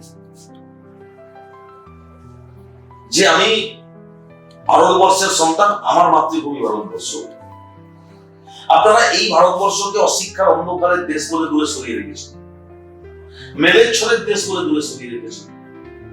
এই ভারতবর্ষের গ্রামে সুষ্ঠু স্বাভাবিক চিকিৎসা পরিষেবা নেই। অনাহারে ভারতবর্ষের গ্রামের মানুষ মৃত্যুর মিছিলে ঢলে পড়ছে। উপযুক্ত শিক্ষা পরিষেবা নেই। এই অবহেলা ভারতবর্ষের প্রতি কেন সারা পৃথিবী? আমার মাতৃভূমি ভারতবর্ষ কি দেয়নি এই পৃথিবীর উদ্দেশ্যে? তিনি সেদিনকে উপযুক্ত উদাহরণ দিয়ে প্রমাণ করতে পারলেন। আজকে যে চিকিৎসা বিজ্ঞানের হাত ধরে সারা বিশ্ব ত্বরান্বিত, সেই চিকিৎসা শাস্ত্রের প্রবর্তক আমাদের মাতৃভূমি ভারতবর্ষ। আজকে যে জ্যোতিষশাস্ত্রের হাত ধরে সারা পৃথিবী ত্বরান্বিত, সেই জ্যোতিষশাস্ত্রের প্রবর্তক আমার প্রিয় মাতৃভূমি ভারতবর্ষ। তার মানে ভারতবর্ষের ত্যাগ রয়েছে সারা পৃথিবীর উদ্দেশ্যে। আর সেদিনেই তিনি উপযুক্ত তথ্য দিয়ে প্রমাণ করলেন এই পৃথিবীতে যত দেশ আছে, সর্বত্যাগী দেশ, সর্বশ্রেষ্ঠ দেশের নাম হচ্ছে ভারতবর্ষ।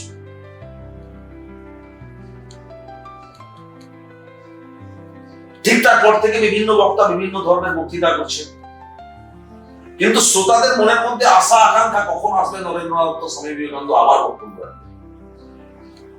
যখন মানুষ চেয়ার ছেড়ে উঠে চলে যাচ্ছেন, অন্যান্য বক্তাদের বক্তৃতা শুনে যখন সন্তুষ্ট হচ্ছেন না, তখন আয়োজক সংস্থার কর্মকর্তা বন্ধুদের পক্ষ থেকে ঘোষণা করতে হচ্ছে যে আর কিছুক্ষণ পরে আপনাদের সামনে বক্তব্য রাখবেন ভারতবর্ষের প্রতিনিধি স্বামী বিবেকানন্দ। তখন কিন্তু সেই যে সমস্ত মানুষগুলো উঠে চলে যাচ্ছিলেন, আবার সকলে এসে চেয়ারে বসে পড়লে ঘন্টার পর ঘন্টা অপেক্ষা করছেন কখন আসবেন স্বামী বিবেকানন্দ বক্তব্য। 18 তারিখ তিনি আবার ডাকলেন, অনুমতি পেলেন, ছাড়পত্র পেলেন সনাতন হিন্দু ধর্ম সম্পর্কে বললেন। তিনি সনাতন হিন্দু ধর্ম সম্পর্কে সেখানে প্রথম বলতে গিয়ে বললেন, আমি গর্ব অনুভব করি সনাতন হিন্দু ধর্মের বংশভূত একটি পরিবারে জন্মগ্রহণ করেছি। কেন না, আমার এই ধর্ম অপর ধর্মকে অশ্রদ্ধা করে না, অবজ্ঞা করে না, অবহেলা করে না, ঘৃণা করে না, দূরে সরিয়ে দেয়। আমার এই ধর্ম সর্বধর্মের মঙ্গল কামনায় নিজেকে নিয়োজিত। আমাদের পুরাণের ব্যাখ্যা মতে 33 কোটি দেবদেবতা। আমরা প্রত্যেকেই ফুল দুর্বা দিয়ে বিভিন্ন দেবদেবীর আরাধনা করি। আমরা কি কখনো গিয়ে বলি যে কোনো দেবীর কাছে, যে কোনো দেবতার কাছে যখন পূজাভিত নিবেদন করি, আমরা কি কখনো গিয়ে বলি যে বাবা মহাদেব, তুমি শুধুমাত্র সারা পৃথিবীতে যারা হিন্দু আছে, সনাতন আছে, তাদের মঙ্গল করো, আর অন্য কারোর মঙ্গল করার দরকার নেই? আমরা কিন্তু এই প্রার্থনা করি না। আমরা প্রার্থনা করি, বাবা মহাদেব, তুমি বিশ্ব মানবতার, বিশ্ব মানব জাতির মঙ্গল কামনা করো। আমার মায়েরা যখন দুর্গা অষ্টমীর পূর্ণ লগ্নে দশভুজা দেবী দুর্গার কাছে অঞ্জলি প্রদান করতে যান, এই বাংলা সেদিনকে সারা পৃথিবীর দরবারে কি বার্তা পৌঁছে দেয়?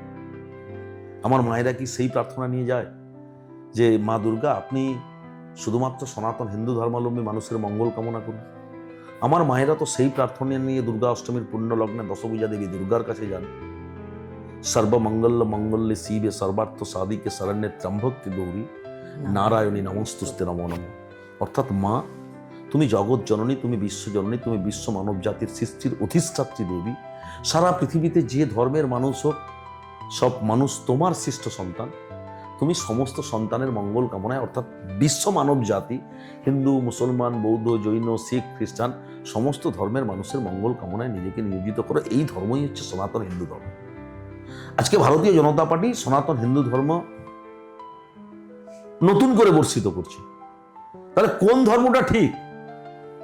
যেটা স্বামী বিবেকানন্দ বলে গেছেন, যেটা পুরাণ বলে গেছেন, যেটা সত্যযুগ থেকে প্রতিষ্ঠিত সনাতন হিন্দু ধর্ম বিশ্ব মানবতার দরবারে, সেটা ঠিক? না 2014 সালের পরে যারা হিন্দু হলেন তাদের ধর্মটা ঠিক? এটা মানুষকে ভাবতে অনুরোধ করি। আজকে পৃথিবীতে যত ধর্ম আছে, সর্বধর্মের প্রতি সম্মান শ্রদ্ধা রেখে বলছি যে সনাতন হিন্দু ধর্ম সর্বপ্রাচীনতম ধর্ম। কেন? একটু ছোট্ট উদাহরণ দিলে আপনি বুঝতে ভালো হবে। আমি যদি এখন আপনাকে জিজ্ঞেস করি বৌদ্ধ ধর্মের প্রবর্তকের নাম কি? গৌতম বুদ্ধ। আপনি এক কথায় বলে দিলেন গৌতম বুদ্ধ। আমি যদি আপনাকে জিজ্ঞেস করি খ্রিস্ট ধর্মের প্রবর্তকের নাম কি? যীশু খ্রিস্ট। আপনি এটা বলতে পারলেন, যীশু খ্রিস্ট। আজ থেকে 25 বছর আগে বেথেলেম শহরে মা মেরির গর্ভে যে ছোট্ট ফুটফুটে সন্তান ভূমিষ্ঠ হয়েছিলেন, তিনি হলেন খ্রিস্ট ধর্মের প্রবর্তক যীশু খ্রিস্ট। আমি যদি আপনাকে জিজ্ঞেস করি ইসলাম ধর্মের প্রবর্তক কে? হযরত মুহাম্মদ। হযরত মোহাম্মদ নয়, হযরত মুহাম্মদ সাল্লাল্লাহু আলাইহি সাল্লাম। 570 কিংবা মতান্তরে 576 খ্রিস্টাব্দে আরব দুনিয়ার মক্কা শহরে মা আমিনার গর্ভে ভূমিষ্ঠ হয়েছিল। কিন্তু ইসলাম ধর্মটা হযরত মুহাম্মদ সাল্লাল্লাহু আলাইহি সাল্লামের কাছ থেকে নয়, তার অনেক আগে থেকে। তার আগেও 1,24,999 জন পয়গম্বর এই ধরাধামে আবির্ভূত হয়েছিলেন। আল্লাহ তাআলা যাকে যা নির্দেশ দিয়েছিলেন সেই নির্দেশ মতো তিনি ইসলাম ধর্ম প্রচারের কাজ করেছেন। আমি যদি আপনাকে জিজ্ঞেস করি সনাতন হিন্দু ধর্মের প্রবর্তকের নাম কি, বলতে পারবো। আরে আপনি কি বলবেন? আপনি আমি তো দূরের কথা। যতদিন চন্দ্র সূর্য থাকবে, পৃথিবীতে মনুষ্য জাতির অস্তিত্ব থাকবে, ততদিন কি উদ্ঘাটন করতে পারবে না সনাতন হিন্দু ধর্মের প্রবর্তক কি, প্রকৃত প্রতিষ্ঠাতাকে। স্বামী বিবেকানন্দের মতো এত বড় মহান দার্শনিক, তিনিও উদ্ঘাটন করতে পারেননি সনাতন হিন্দু ধর্মের প্রকৃত প্রতিষ্ঠাতা, প্রকৃত প্রবর্তক কে। তার কারণ এই ধর্মটি এত প্রাচীনতম, অর্থাৎ সর্বপ্রাচীনতম ধর্ম সারা পৃথিবীতে যত ধর্ম আছে সনাতন হিন্দু ধর্ম। আমি ওই জন্য এতগুলো উদাহরণ দিই, বুঝতে সুবিধা হয়। আমরা সত্যযুগে দেখেছিলাম, সত্যযুগে পেয়েছিলাম কাদেরকে? 3টি সিদ্ধ পুরুষ, ব্রহ্মা, বিষ্ণু এবং মহেশ্বর। কিন্তু আমি উত্তম বাড়ি, আমার মা যদি 9 মাস 10 দিন গর্ভে না ধারণ করতো, আমি মানুষ রূপে পৃথিবীতে আসতে পারতাম না। আবার কেউ ইসলাম ধর্মের প্রতি শ্রদ্ধা, আস্থা, বিশ্বাস, ভরসা জ্ঞাপন করে, তিনিও মানুষ রূপে জন্মগ্রহণ করেছেন কোনো না কোনো নারীর গর্ভ থেকে। আবার কেউ বৌদ্ধ, জৈন, শিখ, খ্রিস্টান ধর্মের প্রতি শ্রদ্ধা, আস্থা, ভরসা জ্ঞাপন করেন, তিনিও মানুষ হিসাবে পৃথিবীতে ভূমিষ্ঠ হয়েছেন কোনো না কোনো নারীর গর্ভ থেকে। অর্থাৎ নারী হচ্ছে সৃষ্টির অধিক শক্তি। আমাদের মা যদি না থাকতো আমরা পৃথিবীতে মানুষ রূপে আসতে পারতাম না। তাহলে এই কথার সাথে যদি সকলেই সহমত পোষণ করেন, তাহলে সত্যযুগে সনাতন হিন্দু ধর্ম বলছে 3টি সিদ্ধ পুরুষ, ব্রহ্মা, বিষ্ণু, মহেশ্বর। তাহলে পুরুষ শক্তির দ্বারা তো সৃষ্টি কখনো সম্ভব না, তাহলে সৃষ্টির জন্য নারী শক্তির প্রয়োজন। তাহলে কে সেই নারী যে এত বড় দায়িত্ব নিজের কাঁধে তুলে নেবে, যে এই বিশ্ব ব্রহ্মাণ্ডের সৃষ্টির ইতিহাসকে সূচিত করবে? আজকে আমরা যাকে আদি শক্তি বলছি, আদি কথাটার অর্থ বুঝতে পারছেন, প্রাচীন। আদ্যা শক্তি বলছি, দেবী মা মহামায়া বলছি, চণ্ডী রূপিণী মা বলছি, সেই ছদ্মবেশিনী চণ্ডী রূপিণী আদি শক্তি, আদ্যা শক্তি, দেবী মা মহামায়া, মহেশ্বরের বদান্যতায় বিশ্ব ব্রহ্মাণ্ডের সৃষ্টির ইতিহাসকে সূচিত করবে। তাই সনাতন হিন্দু ধর্ম অত্যন্ত প্রাচীনতম ধর্ম। তাহলে আমি ত্রেতা যুগে, সত্যযুগে 3 জনকে পেলাম, ব্রহ্মা, বিষ্ণু এবং মহেশ্বর। অযোধ্যার রাজা দশরথ সত্যযুগ। আবার অযোধ্যার রাজা দশরথের সহধর্মিনী কৌশল্যার গর্ভে যখন একটি ছোট্ট ফুটফুটে সন্তান ভূমিষ্ঠ হলো, তিনি কে? তিনি ভগবান রামচন্দ্র। আমি আপনার জিস্টে আসছি এবার। তিনি ভগবান রামচন্দ্র। তিনি ভগবান বিষ্ণুর অবতার রূপে, সত্যযুগে যিনি ভগবান বিষ্ণু, আবার ত্রেতা যুগে ভগবান বিষ্ণুর অবতার রূপে ভগবান রামচন্দ্র অযোধ্যা রাজা দশরথের পরিবারে জন্মগ্রহণ করলেন এবং শুরু হলো ত্রেতা যুগের। সেই ভগবান রামচন্দ্র কে? আমরা প্রত্যেকে হিন্দুরা জানি সনাতন হিন্দু ধর্মের দেবতা। এটা যদি জেনে থাকি, তাহলে আমাদের যে সনাতন হিন্দু ধর্মের দেবতা আমরা কোথায় প্রতিষ্ঠিত করি, কোথায় রাখি? আমরা যারা সনাতন হিন্দু ধর্মের প্রতি শ্রদ্ধা, আস্থা, বিশ্বাস, ভরসা জ্ঞাপন করি, আমাদের দেবদেবী প্রতিষ্ঠিত থাকেন মন্দিরে, বাড়িতে কোনো পবিত্র প্রতিষ্ঠিত জায়গায়। প্রত্যেকের বাড়িতে আমরা যারা হিন্দু সনাতন ধর্মের মানুষ, লক্ষ্মী সিংহাসন আছে, সেই সিংহাসনের উপরে মা লক্ষ্মী প্রতিষ্ঠিত আছেন। কারোর বাড়িতে মহাদেব আছে, কারোর বাড়িতে মা কালী আছে, বিভিন্ন দেবদেবী আছে। তাহলে আমরা তাকে কোথায় রাখছি না? একদম পবিত্র স্থানে সিংহাসন তৈরি করে, বাড়ির মধ্যে ছোট মন্দির তৈরি করে, বাড়ির বাইরে বড় মন্দির তৈরি করে, বিভিন্ন সামাজিক প্রেক্ষাপটে দাঁড়িয়ে বিভিন্ন স্বেচ্ছাসেবী সংস্থা, বিভিন্ন অর্গানাইজেশন, বিভিন্ন প্রাচীন মানুষজন, তারা বিভিন্ন জায়গায় মন্দির স্থাপন করেছেন, দেবদেবীকে প্রতিষ্ঠিত করেছেন। এটা হচ্ছে সনাতন হিন্দু ধর্মের কালচার। 2014 সালের পরের যে হিন্দু এলো, মানে যারা ভারতীয় জনতা পার্টি, তাহলে ভগবান রামচন্দ্র আমাদের সনাতন হিন্দু ধর্মের পবিত্র দেবতা। আমরা রাখবো কোথায়? আমার হৃদয়ের মধ্যে থাকবে, মন্দিরে প্রতিষ্ঠিত থাকবে। তাহলে এখন ভগবান রামচন্দ্রকে রাখা হচ্ছে কোথায়? বিজেপি যখন বিপদে পড়ে, মানে নির্বাচনী বৈতরণী পার হওয়ার জন্য ভগবান রামচন্দ্রকে রাজনৈতিক ব্যবসার কাজে লাগানোর জন্য ব্যানারও প্রিন্ট করায় ভগবান রামচন্দ্র আর মন্দিরে রাখে না। মানে যারা 2014 পরের হিন্দু আর যারা বংশ পরম্পরা হিন্দু তারা কিন্তু মন্দিরে রাখে। তারা কোথায় রাখে? রাস্তা দিয়ে চলে যান, ইলেকট্রিক পোস্টে ভগবান রামচন্দ্র ঝুলছে। রাস্তা দিয়ে চলে যান, তাল গাছে নারকেল গাছে ভগবান রামচন্দ্র ঝুলছে। রাস্তা দিয়ে চলে যান, ব্যানার ছাপিয়ে বিজেপি জয় শ্রীরাম স্লোগান দিয়ে যাচ্ছিল, ব্যানারটা ফেলে দিয়ে গেছে, তার উপর দিয়ে মানুষ হাঁটছে। তাহলে আমাদের হিন্দু ধর্মের দেবতা ভগবান শ্রীরামচন্দ্র বিজেপির হাতে কতটা সুরক্ষিত এটা ভাবতে অনুরোধ করব। তাহলে ভগবান শ্রীরামচন্দ্র যদি এইভাবে অবহেলিত হয়, যারা অবহেলিত করছে ভগবান রামচন্দ্রকে, আমরা কেন তাদেরকে ক্ষমা করব, কেন তাদেরকে মাফ করব? আমি তো হিন্দু, আমি তো সনাতন, আমি তো কাউকে দায়িত্ব দিইনি যে আমার এই ধর্মের দেবদেবীকে তুমি পর্যালোচনা করো, পরিচর্যা করো, পুজো করো, সেই দায়িত্ব তো কাউকে দেওয়া হয়নি। তাহলে সেই সনাতন হিন্দু ধর্মের দেবতা ভগবান রামচন্দ্রকে নিয়ে কেন ভারতীয় জনতা পার্টি কলঙ্কিত করছে, এর জবাবের অপেক্ষায় বসে আছে বাংলা। বাংলার মানুষ সমস্ত দেখছেন যে রামচন্দ্র মন্দিরে থাকার কথা সে রামচন্দ্র নারকেল গাছে ঝুলছে,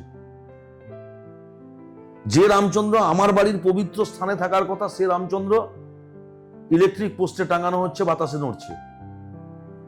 কেন, কে বা কারা তাদেরকে এই দায়িত্ব, এই ঠেকা দিয়েছে ভগবান রামচন্দ্রকে বা সনাতন হিন্দু ধর্মের দেবতাকে অসম্মানিত করার? এই অপেক্ষায় আছে বাংলা। উপযুক্ত জবাব, উপযুক্ত সময় 23 তারিখ 29 তারিখ ইভিএম ভোটিং এর মাধ্যমে এই ভারতীয় জনতা পার্টিকে বাংলা বুঝিয়ে দেবে। আজকে অযোধ্যায় রাম জন্মভূমি, অসম্পূর্ণ মন্দিরে বিগ্রহ প্রতিষ্ঠা করলো। ভগবান রামচন্দ্রের বিগ্রহ প্রতিষ্ঠাতা হলো অসম্পূর্ণ মন্দিরে। কে করলেন? ভারতবর্ষের প্রধানমন্ত্রী নরেন্দ্র মোদীজি, তিনি উদ্ঘাটন করলেন। সনাতন হিন্দু ধর্ম বলছে অসম্পূর্ণ মন্দিরে বিগ্রহ প্রতিষ্ঠাতা করা দেশের অকল্যাণ, জনমানসের অমঙ্গল। ভগবান রামচন্দ্র ভাবছেন, এটা আমার অনুমান, অন্য কার কি অনুমান জানি না, যাদেরকে আমি পথ চলতে শিখালাম, তারা মনুষ্য জাতিকে, যাদেরকে আমি তৈরি করলাম, তারা আমাকে এখন রাজনৈতিক ব্যবসার কাজে ব্যবহার করছে। আমি কি এই জন্য অযোধ্যার রাজা দশরথের পরিবারে কৌশল্যার গর্ভে জন্মগ্রহণ করেছিলাম যে কিছু মানুষ কলিযুগের শেষ লগ্নে আসবেন যারা আমাকে ব্যবহার করে রাজনৈতিক সিংহাসন দখল করবেন? তাই সেই অযোধ্যায় যেখানে মন্দির নির্মাণ হলো ভগবান রামচন্দ্রের, সেই অযোধ্যা মন্দির লাগোয়া সমস্ত বিধানসভা দেখবেন অযোধ্যার মানুষ ভারতীয় জনতা পার্টিকে ধুয়ে মুছে সাফ করে দিয়েছে। ওই লাগোয়া বিধানসভাগুলো ভারতীয় জনতা পার্টি জিততে পারেনি। এটা ভগবান রামচন্দ্রের অভিশাপ। আর একটু অপেক্ষা করুন, ভগবান রামচন্দ্রের অভিশাপে এই ভারতীয় জনতা পার্টি যেভাবে রামচন্দ্রকে কলঙ্কিত করছেন, তারা সেভাবে ধ্বংস হয়ে যাবে। একটু সময়ের অপেক্ষা করলে দেখতে পাবেন। জেলা পরিষদের সভাপতি হিসেবে আপনি সিস্টেমের ডিস্ট্রিক্টের টপে বসে আছেন। ওই টপে বসার জন্য আপনাকে অনেক কিছু পলিসি ইমপ্লিমেন্ট করতে হয়। পলিসি একটা পেন পেপারে রিটিন পলিসি থাকে, আর মাঠে যেটা পলিসি ইমপ্লিমেন্ট হয় যাচ্ছে সেটা এক ধরনের হয়। তার মধ্যে গ্যাপটা কি আছে? দেখুন, প্র্যাকটিক্যাল ফিল্ড আর প্রজেক্ট তৈরি করা দুটোর মধ্যে কোনো ডিফারেন্স নেই, কিন্তু আবার বিভিন্ন সময় ডিফারেন্স হয়ে যায়। আমি যদি প্র্যাকটিক্যাল ফিল্ড দেখে প্রজেক্ট তৈরি করি, তাহলে সেই প্রজেক্টকে ইমপ্লিমেন্ট করার ক্ষেত্রে অসুবিধা হবে না। আমি যদি প্র্যাকটিক্যাল ফিল্ড না দেখে প্রজেক্ট তৈরি করি, তাহলে সেই প্রজেক্টকে ইমপ্লিমেন্ট করার ক্ষেত্রে বিভিন্ন প্রতিবন্ধকতা দাঁড়ায়। তো আমাদের জেলা পরিষদের ইঞ্জিনিয়াররা আমরা যত প্রজেক্ট করি, সকলেই আগে ফিল্ড ইনকোয়ারি করেন, তারপরে প্রজেক্ট তৈরি করেন। কারণ একটা ডেভেলপমেন্ট করতে কি কি প্রয়োজন, ধরুন আমি একটা রাস্তা তৈরি করবো, সেখানে গাড়োয়াল প্রয়োজন কিনা, সেই রাস্তাটা কত চওড়া রয়েছে, কত মিটার লম্বা রয়েছে, এগুলো ডিটেলস না জানলে তো আমি আর সঠিক ডিপিআর বা সঠিক প্রজেক্ট তৈরি করতে পারবো না। ঠিক একইভাবে সমস্ত জিনিসের ক্ষেত্রে ফিল্ড ইনকোয়ারি করে, ফিল্ড চেক করেই ডিপিআর তৈরি করলে আর কাজ করার সময় কোনো সমস্যা হয় না। পূর্ব মেদিনীপুর জেলা coastal area, maximum majority area coastal এরিয়ার নিকটবর্তী জায়গায় পড়ছে। তো এখানে লাস্ট যে কয়েকটা ডিজাস্টার গেছে, হুদহুদ, আমফান, সেই সময় অনেক ব্যাপক ক্ষয়ক্ষতি হয়েছে। এটা ভবিষ্যতেও এর থেকে মারাত্মক কোনো ডিজাস্টার আসতে পারে বা প্রাকৃতিক দুর্যোগ হতে পারে। এর জন্য আপনার কাছে কি কোনো কংক্রিট প্ল্যান আছে? হ্যাঁ, নিশ্চিতভাবে আছে। পূর্ব মেদিনীপুর জেলা দীঘা বর্ডার থেকে হলদিয়া পর্যন্ত 76 কিলোমিটার সমুদ্র সৈকতবর্তী এলাকা। এই সমুদ্র সৈকতবর্তী এলাকায় যে জায়গাগুলোতে নদীর ভাঙন দেখার মতো পরিকল্পনা দেখা যায় বা মানে নদীর ভাঙতে পারে এটা অনুমান করা যায়, সেগুলোকে আমরা প্রথম রিপেয়ারিং করি। বিশেষ করে এই সমুদ্র সৈকতবর্তী এলাকা রক্ষণাবেক্ষণের দায়িত্ব কিন্তু কেন্দ্র সরকারের। আচ্ছা, কিন্তু কেন্দ্র সরকারের উদাসীনতা, কেন্দ্র সরকারের কাজ না করার মানসিকতা, কেন্দ্র সরকারের অবহেলা, এটা বাংলার মামাটি মানুষের সরকারকে হস্তক্ষেপ করতে হয়। এরকম কোনো প্রজেক্টের জন্য যেটা আপনারা কেন্দ্র সরকারের উপর ডিপেন্ডেবল, বারবার রিকোয়েস্ট করেছেন, কিন্তু সেটা এখনো স্টিল তারা সেই ডেভেলপমেন্ট রিলেটেড কাজকে রুদ্ধ করে রেখেছে, বন্ধ করে রেখেছে, তার যদি একটা দেখুন, দুটো example এটা বলার অপেক্ষা রাখে না। এটা রান্নাঘরের বৌদিকে গিয়ে জিজ্ঞেস করলেও বলে দেবে। এটা ছোট্ট বাচ্চা ছেলে যে হাতে বই স্লেট নিয়ে প্রাথমিক বিদ্যালয়ে পড়তে যাচ্ছে, তাকেও যদি জিজ্ঞেস করা হয় ভারতবর্ষের কেন্দ্র সরকার বাংলার প্রতি কী কী বঞ্চনা করেছেন, তাকে জিজ্ঞেস করলেও বলে দেবে। 21 সাল থেকে বাংলার মানুষ এখনও 2026 সাল সুপ্রিম কোর্টের অর্ডার থাকা সত্ত্বেও 100 দিনের কাজের টাকা পায়নি। 21 সাল থেকে 2026 সাল বাংলার মানুষ আবাস যোজনার টাকা পায়নি। বাংলার মানুষ গ্রামীণ সড়ক যোজনার টাকা পায়নি। বাংলার মানুষ স্বাস্থ্য দপ্তরের টাকা পায়নি। বাংলার মানুষের শেষ মিড ডে মিলের টাকাটাও ভারতবর্ষের কেন্দ্র সরকার বন্ধ করেছে। আর এই একটা পরিমাণ দাঁড়িয়েছে, অর্থের পরিমাণ দাঁড়িয়েছে 2,00,000 কোটি টাকা। ভারতবর্ষের কেন্দ্র সরকার বাংলার মানুষের ন্যায্য অধিকার, বাংলার মানুষের ন্যায্য পাওনা, সাংবিধানিক অধিকার, এটাকেও ছিনিয়ে নিয়েছে গায়ের জোরে। আবার শেষ পর্যন্ত হাইকোর্ট, সুপ্রিম কোর্ট একই রায় দিয়েছেন, 100 দিনের কাজের টাকা বাংলার মানুষের হক, বাংলার মানুষের পাওনা, এই টাকা ভারতবর্ষের কেন্দ্র সরকারকে দিয়ে দিতে হবে, কিন্তু এখনো পর্যন্ত দেয়নি। আমাদের ওয়েস্ট বেঙ্গল গভর্নমেন্ট এত ডিউ থাকা সত্ত্বেও ওয়েস্ট বেঙ্গল গভর্নমেন্ট আপনাকে কিভাবে সহযোগিতা করছে আপনার এই পূর্ব মেদিনীপুর জেলার ডেভেলপমেন্ট কাজকে জারি রাখার জন্য? এটা তো মানুষ সকলেই বুঝতে পারছেন যে মমতা বন্দ্যোপাধ্যায় মুখ্যমন্ত্রী বলেই সম্ভব। 2011 সালের আগে বাংলা আর 2011 সালের পরের বাংলা, যে কোনো মানুষ যদি তুলনা করেন সকলেই বুঝতে পারবেন অনেক সরকারের পরিবর্তন হয়েছে বাংলায়, রাজ্যে জনতা গেছে, কংগ্রেস গেছে, সিপিএম গেছে, বিভিন্ন সরকারের পরিবর্তন হয়েছে। 2011 সালের আগে যে সমস্ত সরকার চলেছিল তারা বাংলার মানুষের জন্য গ্রামীণ রাস্তার উন্নয়নের জন্য কত ঢালাই রাস্তা করেছিল, তখন মানুষ ঢালাই রাস্তা দেখেছিল কিনা? আজকে প্রত্যেকটা প্রকল্পে একটা মানুষ যদি হিসাব করে যে আমার বাড়িতে কটা মা লক্ষ্মী ভাণ্ডারে পান, আমাদের কজন বিধবা আছেন তিনি ভাতা পান কিনা, বার্ধক্য ভাতা আসছে কিনা, কৃষক বন্ধুর টাকা, স্বাস্থ্যসাথীর টাকা, বিনা পয়সায় রেশন, কন্যাশ্রীর টাকা, সবুজ সাথী প্রকল্প, বিভিন্ন স্কলারশিপ যোজনার অর্থ, বিভিন্ন আবার চিফ মিনিস্টার রিলিফ ফান্ডের অর্থ, এই যে বিভিন্নভাবে পরিকল্পনা মমতা বন্দ্যোপাধ্যায় বাংলার প্রত্যেকটা বাড়িতে বাড়িতে পৌঁছে দিচ্ছেন। একটা মানুষ যদি ভাবতে শুরু করেন যে এই মমতা বন্দ্যোপাধ্যায়ের রাজত্বকালে আমি 15 বছর আগে কি পেয়েছিলাম আর 15 বছরের পরে কি পেয়েছি, তাহলে মমতা বন্দ্যোপাধ্যায়ের রাজত্বকালের সঙ্গে অন্যান্য সরকারের আসমান জমিন পার্থক্য থাকবে। তাই তো মমতা বন্দ্যোপাধ্যায়ের উন্নয়নের প্রকল্প বাংলার প্রত্যেকটা ঘরে ঘরে পৌঁছেছে।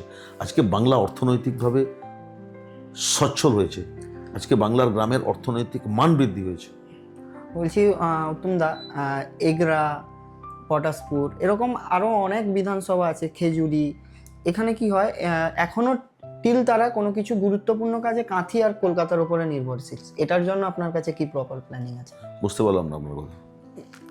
মেডিকেল রিলেটেড কোনো কাজ বা কোনো কিছু ভালো শপিং হোক বা কোনো ডেভেলপমেন্ট, মানে স্মল সিটিগুলো, স্মল এরিয়াগুলো, এগরার মতো জায়গা, বালিঘাইয়ের মতো জায়গা, পটাশপুরের দিকে আরও, পটাশপুর অ্যাসেম্বলির মধ্যে যে আরও অনেক গ্রাম আছে, বা খেজুরি অ্যাসেম্বলির মধ্যে যে ভেতরের ইন্টেরিয়র পজিশনের যে গ্রামগুলো আছে, কোনো গুরুত্বপূর্ণ কাজে সে স্বাস্থ্য সংক্রান্ত হোক, শিক্ষা সংক্রান্ত হোক, তারা কোনটাই বা কলকাতা সিটির ওপরে নির্ভরশীল টিল না। আমি আপনার এই কথা মানতে পারলাম না। এই সমস্যা শুধু মেদিনীপুর জেলার ক্ষেত্রে এমনটা নয়, সারা বাংলা জুড়ে। আমি স্বাস্থ্য পরিষেবা থেকে যদি শুরু করি, ধরুন এগরার একজন মানুষ অসুস্থ হলেন, এখানে এগরায় সুপার ফেসিলিটি হাসপাতাল রয়েছে, তার থেকে বেটার ট্রিটমেন্টের প্রয়োজন, বেটার চিকিৎসকের প্রয়োজন, কলকাতা স্থানান্তরিত করা হয়। আমরা ফার্স্ট অপশন হিসাবে কলকাতার পিজিকে দেখি। প্রত্যেক মানুষ চান যে আমি কলকাতার পিজিতে আমার রোগীটাকে ভর্তি করবো, তার কারণ ওটা পোস্ট গ্র্যাজুয়েট হাসপাতাল, ডাক্তার তৈরির মেশিন সারা ভারতবর্ষে। দক্ষ ডাক্তার তৈরি হয় ওখান থেকে। শহর কেন্দ্রিক চিকিৎসা পরিষেবা কলকাতার পিজি অনেক উন্নত। ওই কারণে রোগীর সুস্থ পরিষেবা এবং ভালো চিকিৎসকের প্রয়োজন থাকলে আমাদের এখানকার ডাক্তাররা সেই রোগীকে রেফার করে দেন, কিন্তু আগের থেকে পরিমাণ অনেক কম। কেন কম? ধরুন এগরায় সুপার ফেসিলিটি হাসপাতাল আছে, এ শুধুমাত্র এগরার মানুষ উপকৃত হচ্ছে না এমনটা নয়। না, পশ্চিম মেদিনীপুর, মোহনপুর থেকে শুরু করে গোমুন্ডা থেকে শুরু করে এই বিস্তীর্ণ এরিয়া জুড়ে মানুষ এখানে আসে। আবার নন্দীগ্রাম সুপার ফেসিলিটি হাসপাতাল, এখন চলে যান, সব সময় বেড টিপটাপ ফুল। এখানকার রোগীর থেকে বেশি সাগরদ্বীপ, মানে দক্ষিণ 24 পরগনা লাগোয়া ওই সমস্ত এলাকার রোগী ভর্তি হয়ে আছে। তার মানে কি বলবেন যে এখানে চিকিৎসা পরিষেবা খারাপ বলে সেখান থেকে রোগী এখানে এসে ভর্তি আছে? আবার সেই সমস্ত রোগীকেও কখনো কখনো চিকিৎসকরা আরো উন্নত মানের চিকিৎসা পাইয়ে দেওয়ার জন্য পিজিতে রেফার করছেন কি অন্যান্য হাসপাতালে রেফার করছেন। তার মানে এটার মানে এই নয় যে এগরা পিছিয়ে রয়েছে স্বাস্থ্য পরিষেবাতে, এগরা কাঁথির উপরে নির্ভরশীল। আমি পিছিয়ে রয়েছে এক্স্যাক্টলি বলতে এগরা সাফিসিয়েন্ট না বলে মনে হচ্ছে। এগরা কাঁথির উপরে নির্ভরশীল, এগরা কলকাতার উপরে নির্ভরশীল, এটা মনে করার কোনো কারণ নেই। আপনি পূর্বে পটাশপুর অ্যাসেম্বলির বিধায়ক ছিলেন, সেটা আপনার অনেকটা ওতপ্রোতভাবে ওই এরিয়াটাকে আপনি চেনেন, জানেন, বোঝেন, ওখানকার মানুষের সঙ্গে আপনার সম্বন্ধটা খুব ভালো। বাট আপনি 2026-এ ডিসিশন নিলেন, চণ্ডীপুর থেকে আপনি দাঁড়িয়েছেন চণ্ডীপুরের। এটা আপনার ডিসিশন না এটা দলের কোনো স্ট্র্যাটেজিক মুভ? আমাদের সিদ্ধান্তের উপরে কে কোন প্রার্থী কোন জায়গায় প্রতিদ্বন্দ্বিতা করবে এটা নির্ভর করে না। এটা দেখাশোনা করেন আমাদের সেনাপতি, আমাদের নেতা সাংসদ অভিষেক বন্দ্যোপাধ্যায় আর সর্বোচ্চ নেত্রী মমতা বন্দ্যোপাধ্যায়। তিনারা সিদ্ধান্ত নেন কোন প্রার্থী কোন জায়গায় প্রতিদ্বন্দ্বিতা করবে। আর আপনি যে চেনা অচেনা বললেন না, এটা পার্থক্য রেখে দেওয়ার যে ইঙ্গিত, এই ইঙ্গিত আমাদের কোথাও কাজ করে না। আচ্ছা, তার কারণ আমি 2018 সালে আমার নিজস্ব হোম ব্লক দেশপ্রাণ ব্লকের একটি 44 নম্বর জেলা পরিষদ আসন থেকে প্রতিদ্বন্দ্বিতা করেছিলাম। পরবর্তীকালে 2021 সালে কাঁথি থেকে 70 কিলোমিটার দূরে পটাশপুর বিধানসভা কেন্দ্রে প্রতিদ্বন্দ্বিতা করলাম। আবার 2023-এ খেজুরির একটি জেলা পরিষদ আসন থেকে প্রতিদ্বন্দ্বিতা করল। 2024-এ আবার লোকসভায় প্রতিদ্বন্দ্বিতা করেছে। 2026-এ আবার চণ্ডীপুরে প্রতিদ্বন্দ্বিতা করছে। তো আমার বক্তব্য এই জায়গায়, আমি যখন কাঁথি থেকে পটাশপুর প্রথম গেছিলাম 2026-এ, সেই জায়গাটা আমার কাছে চেনা ছিল না, নিশ্চিতভাবে অজানা, নিশ্চিতভাবে অচেনা, কিন্তু ওখানকার মানুষ আমাকে আপন করে নিয়েছে। কারণ কি না, আমার নেত্রী মমতা বন্দ্যোপাধ্যায়, আমাদের মাথার উপরে মমতা বন্দ্যোপাধ্যায়ের ছবি, অর্থাৎ মমতা বন্দ্যোপাধ্যায় পটাশপুর হোক, ভগবানপুর হোক, নন্দীগ্রাম হোক, চণ্ডীপুর হোক, নরঘাট হোক, ময়না হোক, পাঁশকুড়া হোক, সমস্ত জায়গায় সমানভাবে মানুষকে গুরুত্ব দিয়েছে। আমি উত্তম বারিক বলে সেখানে ভোটে জিতিনি, আমি মমতা বন্দ্যোপাধ্যায়ের প্রতিনিধি বলে সেখানে ভোটে জিতেছি। না, রাজনীতি মহলে গুঞ্জন আছে যে পটাশপুরে হয়তো আপনি পটাশপুরে কোনো কিছুতে আপনি হয়তো ভয় পাচ্ছেন বলে আপনাকে মুখ করতে হবে। না, ভয়ের কোনো কারণ নেই। দেখুন, পটাশপুরে আমি বিধানসভা নির্বাচনে নির্বাচিত হওয়ার পর, পটাশপুরের মানুষ আমাকে আশীর্বাদ করার পর, আমি প্রত্যাশা মতো চাহিদা পটাশপুরের মানুষের পূরণ করেছি। আপনারা নিশ্চিতভাবে দেখেছেন, একটা সংবাদপত্রে প্রকাশ হয়েছিল যে বিধায়ক উন্নয়ন তহবিলে 16টা বিধানসভার মধ্যে 1 নম্বর ছিল পটাশপুর। আবার জেলা পরিষদের সভাধিপতি হিসাবে মমতা বন্দ্যোপাধ্যায়ের সহযোগিতায় পটাশপুরের অনেক ডেভেলপমেন্ট হয়েছে। সেটার অ্যামাউন্ট যত, মানে এই যে বিগত 5 বছরে যে কাজ হয়েছে, 350-400 কোটি যে অর্থের পরিমাণ। তো আপনি বলতে চাইছেন এখানে হিউজ ডেভেলপমেন্ট হয়েছে, এরকম শুধু পটাশপুরে হয়েছে এমনটা নয়, টোটাল পূর্ব মেদিনীপুর ডিস্ট্রিক্ট, টোটাল পূর্ব মেদিনীপুর 4,500 গ্রামীণ রাস্তা বলেছি আপনাকে, মমতা বন্দ্যোপাধ্যায়ের সহযোগিতা। চণ্ডীপুরে কম উন্নয়ন হয়নি। এই পথশ্রী 4 যে চলছে না, চণ্ডীপুর ব্লকে শুধু 64 কোটি টাকার কাজ হচ্ছে, ভগবানপুর ব্লকে 62 কোটি টাকা, একটা স্কিমের কথা বললাম। এরকম অনেক স্কিমের কাজ চলছে। আজকে পূর্ব মেদিনীপুর জেলায় যে অনগোয়িং স্কিম, তার পরিমাণ কত জানেন? 1100 কোটি টাকা। অনগোয়িং যে কাজগুলো চলছে, এগুলা ভগবানপুর, রামনগর, পটাশপুর, বিভিন্ন যে বিধানসভাগুলোতে, তার অনগোয়িং স্কিমের অর্থের পরিমাণ হচ্ছে 1100 কোটি টাকা, মমতা বন্দ্যোপাধ্যায়ের আর্থিক সহযোগিতা। আর একটা জিনিস জানার চেষ্টা করব, নন্দীগ্রাম, চণ্ডীপুর এইদিকে আদি বনাম নব্যের একটা লড়াই থাকে। আপনি যে এখানে টিকিট পেয়েছেন, তো এখানকার কর্মীদের সঙ্গে আপনার সমন্বয় বা আপনার কোঅর্ডিনেশন কেমন? আদি বনাম নব্যের লড়াই হচ্ছে বিরোধীদের অপপ্রচার। আচ্ছা, আমি এখানে আদিও না, নব্যও না। আমি লোকসভা নির্বাচন লড়েছি, আমি জেলা পরিষদের সভাধিপতি হিসাবে মেদিনীপুর জেলার দায়িত্ব নিজে সামলাই, সরকারি আধিকারিক, আমাদের কর্মাধ্যক্ষদের সহযোগিতায়। তার মানে পূর্ব মেদিনীপুর জেলার 16টা আসনকেই আমাকে সমানভাবে আমরা দেখি। এই শিক্ষা আমরা মমতা বন্দ্যোপাধ্যায়ের কাছ থেকে পেয়েছি। আমরা মমতা বন্দ্যোপাধ্যায় যেভাবে দলমত নির্বিশেষে, জাতি, ধর্ম, বর্ণ নির্বিশেষে সমস্ত মানুষের উন্নয়ন করেন, আমরাও তার অর্থনৈতিক সহযোগিতায় সমস্ত বিধানসভা, সমস্ত ব্লক সমানুপাত্য হারে উন্নয়ন করি। পূর্ব মেদিনীপুর জেলা কোথাও আদি আর কোথাও নব্য, এই ভাষাটা নিশ্চিতভাবে কাম্য নয়। বিপক্ষ দল আপনার জন্য কি চ্যালেঞ্জ তৈরি করতে পারলে আপনি মনে করেন, এবং তার জন্য আপনার স্ট্র্যাটেজিক্যাল মুভ কী হবে, এবং তাদের কোন জিনিসটাকে আপনি মনে করছেন আপনার ফেস করতে একটু অসুবিধা হবে? আপনার কথাটা শুনেই আমি অবাক হলাম। বিপক্ষ দল কারা? বাংলায় এখনো মমতা বন্দ্যোপাধ্যায়ের বিকল্প বলে কেউ আছে? বিপক্ষ বলে কেউ আছে? আপনারা যাদেরকে বিপক্ষ দল বলছেন, যারা নমিনেশন করার আগেও পর্যন্ত প্রার্থী ঘোষণা করতে ব্যর্থ, যারা একটা কেন্দ্রে 3বার প্রার্থী পরিবর্তন করেছে, একটা সর্বভারতীয় দল, তাদেরকে আপনি বলছেন বাংলায় বিপক্ষ? মানুষ মমতা বন্দ্যোপাধ্যায়ের সাথে আছেন, এখানে পক্ষ বিপক্ষের কোনো ব্যাপার নেই। মানুষ জোড়াফুলের প্রতীককে ভালোবাসেন, জোড়াফুলের প্রতীককে নির্বাচিত করবেন। আপনি কি পুরোপুরি আশাবাদী যে মানুষের সেটা চৌঠামের পরে আপনাকে মানুষ সেটা জানান দেবে?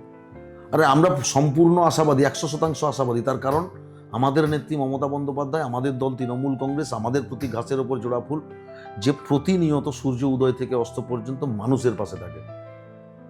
পরিযায়ী পাখি যারা মানুষের কাছে থাকে না, যারা মানুষের উন্নয়ন করে না, যারা কোনো ডেভেলপমেন্ট করেনি, যারা মেদিনীপুরের জন্য কোনোদিন ভাবেও নি, মানুষ কি তাদেরকে ভোট দিয়ে দেবে?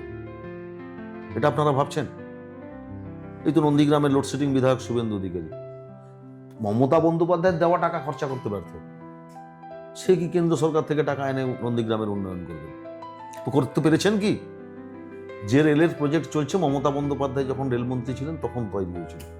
তবুও নতুন করে কি করেছে? মেদিনীপুর জেলায় 2টো লোকসভায় সাংসদ তো ভারতীয় জনতা পার্টি পেয়েছে। শুভেন্দু অধিকারী তো নন্দীগ্রাম থেকে বিধায়ক নির্বাচিত হয়েছেন লোডশেডিং করে।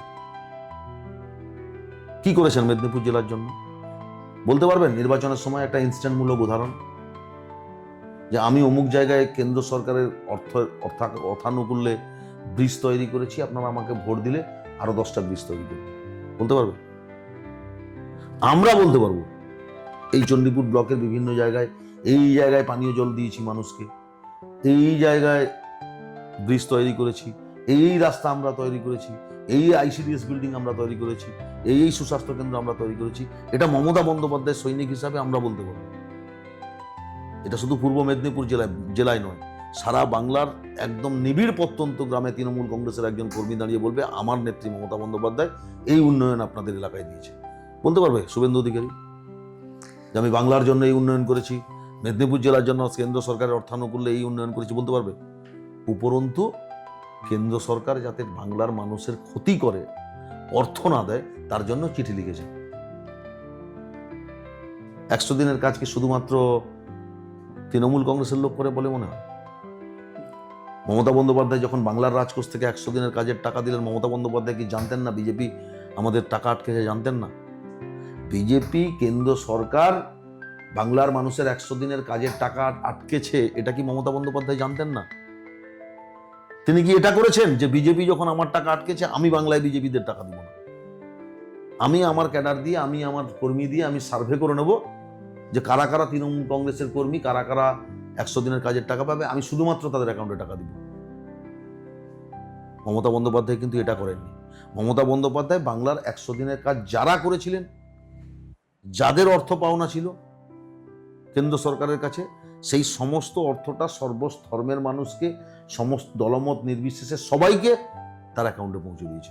প্লাস আমাদের পাড়া আমাদের সমাধানের কাজও, লক্ষ্মী ভান্ডার, যুব সাথীর স্কিমগুলো এইরকম নয় যে শুধু তৃণমূল ফ্যামিলির ছেলেমেয়েরা। কোনো স্কিম, মমতা বন্দ্যোপাধ্যায়ের কোনো স্কিম শুধুমাত্র তৃণমূল পরিবার উপভোগ করেছে, অন্য রাজনৈতিক দলের সমর্থক পায়নি, একটি উদাহরণ দিতে পারবে না এই বাংলায় দাঁড়িয়ে, সে যত বড় বিজেপি নেতা হোক। আমরা বলতে পারি যে এই বিজেপির নেতারা সব সময় বাংলায় দ্বিচারিতা করছে। আমরা বলতে পারি বাংলার মানুষের উন্নয়নের অর্থ বন্ধ করছে আর মানুষের কাছে ভোট চাইছে, লজ্জা নেই?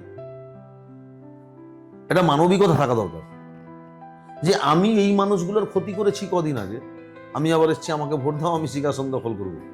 চণ্ডীপুরে স্পেশালি আপনি যেহেতু চণ্ডীপুর বিধানসভা থেকে দাঁড়াচ্ছেন, প্রথম আপনি জিতে আসার পরে প্রথম 100 দিনের প্রথম যে 100 দিন, ফার্স্ট আপনার 100 ডে, যেদিন থেকে রেজাল্ট ঘোষণা হবে আপনি বিধায়ক হলেন, তাদের মানুষের জন্য কি কি আপনার থাকবে কাজের? দেখুন, চণ্ডীপুরের মানুষের জন্য কি কি কাজ থাকবে এটা আমার স্পেসিফিক বলার থেকে আমি এটা আপনাকে বলবো যে মানুষ যেটা চাইবেন, মানুষের প্রয়োজনে জনপ্রতিনিধি, জনপ্রতিনিধির প্ল্যানে মানুষ নয়। মানুষ যা চাইবেন সেটা আমরা করব। আপনি দেখলেন মমতা বন্দ্যোপাধ্যায় একটা ইতিহাস গড়লেন। এতদিন আমরা জেনে আসতাম যে ত্রিস্তর পঞ্চায়েত ব্যবস্থার নির্বাচিত প্রতিনিধিরাই প্ল্যান তৈরি করেন, সেই প্ল্যান মোতাবেক এলাকায় ডেভেলপমেন্ট হয়। কোনোদিন আমরা ভাবছিলাম যে যারা নির্বাচিত প্রতিনিধি তৈরি করেন তারাই প্ল্যান তৈরি করবেন? এটা ভাবছিলাম কোনোদিন? দিদি আঙুল দিয়ে সবার চোখে, শুধু বাংলা নয় সারা ভারতবর্ষের সমস্ত রাজ্যের শাসক দল যারা আছেন তাদের চোখে আঙ্গুল দিয়ে দেখিয়ে দিলেন আমি সিস্টেমের পরিবর্তন করতে পারি। তার কারণ যে মানুষ ভোট দিয়ে জনপ্রতিনিধি নির্বাচিত করেন, সেই মানুষ তার প্রয়োজনে প্ল্যান তৈরি করবেন, তার জন্য আমি অর্থ বরাদ্দ করে দিলাম। তাই তো পাড়ায় সমাধান প্রকল্পে প্রত্যেকটা বুথে 10 লক্ষ টাকা এলাকার মানুষ বসে যে প্ল্যান দিয়েছেন সেই প্ল্যান মোতাবেক কাজ হয়েছে। তার মানে আমরা জনপ্রতিনিধি, মানে আমার কাছে সবাই সমান।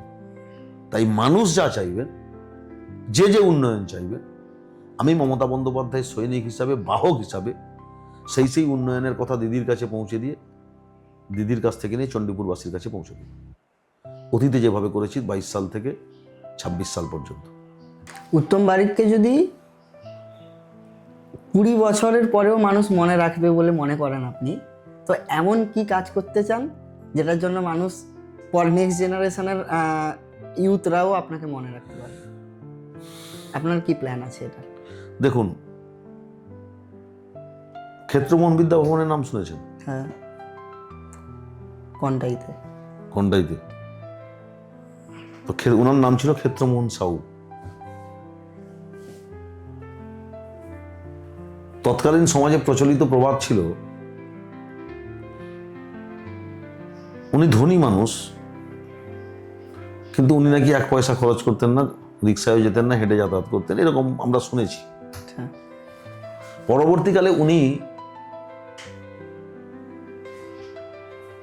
এমন এক স্থাপত্য সমাজকে দিয়ে গেলেন,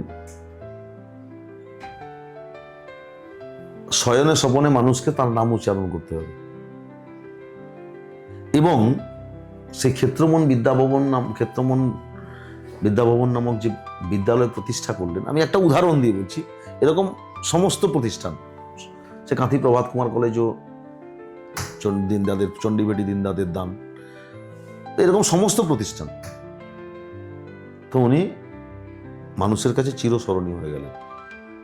নিশ্চিতভাবে এই 5 বছর সময়সীমার মধ্যে চণ্ডীপুরবাসীর জন্য এমন কিছু ইনস্ট্যান্টমূলক ডেভেলপমেন্ট থাকবে, যা জেনারেশনের পর জেনারেশন তার সুবিধা পেতে থাকবে। ইলেকশন কমিশন যে এসআইআর প্রসেস চালাচ্ছে খুব অল্প সময়ের মধ্যে, 91 লাখ ভোটার নাম বাদ গেছে, 60% হিন্দু আছে, মুসলিম আছে। তো এদের এই প্রসেসটা ফেয়ার প্রসেস, এই সম্বন্ধে আপনার ধারণা কি, বা এটা আপনার রাজনীতিতে কি ইম্প্যাক্ট ফেলবে আপনার দলের দেখুন, জন্য? এই ধারণা তো শুধুমাত্র আমার নয়, সারা বাংলার মানুষের ধারণা যে নির্বাচন কমিশন ভারতবর্ষের কেন্দ্র সরকারের তোতা পাখি। নির্বাচন কমিশনকে ভারতবর্ষের কেন্দ্র সরকার যা বলতে বলছেন তিনি সেইটুকু বলছেন মাত্র। আবার অনেক ক্ষেত্রে দেখা গেছে দেশের সর্বোচ্চ আদালত যে রায় দিয়েছেন সেই রায়কেও বৃদ্ধাঙ্গুল দেখিয়েছেন ক্ষমতার দম্ভে। কিন্তু কোনো না কোনো সময়, হয়তো এই শর্ট সময় হয়নি, কোনো না কোনো সময়, কোনো না কোনো জায়গায় থমকে পড়তে হবে। এসআইআর করার কারণটা কি? 100 দিনের কাজের টাকা বন্ধ করলো, বাংলায় বিজেপি জিততে পারলো না।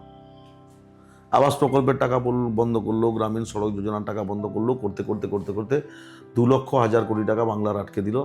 তাতেও বিজেপিকে বাংলার মানুষ সুযোগ দিল না। এখন ভাবছিলেন যে বাংলার মানুষের অর্থ বন্ধ করলে মমতা বন্দ্যোপাধ্যায়ের ওপরে বাংলার মানুষ ক্ষিপ্ত হবেন, রাগ করবেন, সরে যাবেন দিদির কাছ থেকে, হয়তো এটা তাদের ধারণা। তাই তারা মানুষের ন্যায্য পাওনা, ন্যায্য অধিকারকে বন্ধ করেছিলেন।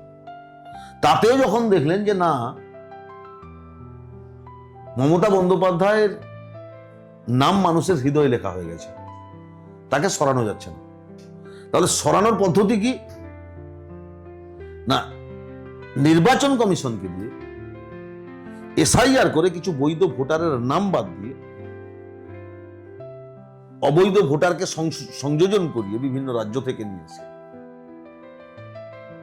নির্বাচনে ক্ষমতায় আসা সায়েন্টিফিক পদ্ধতিতে, যেভাবে বিহার, যেভাবে দিল্লি নির্বাচনগুলো জিতেছে, সেইভাবে বাংলায় ক্ষমতায় আসার শেষ পরিকল্পনা।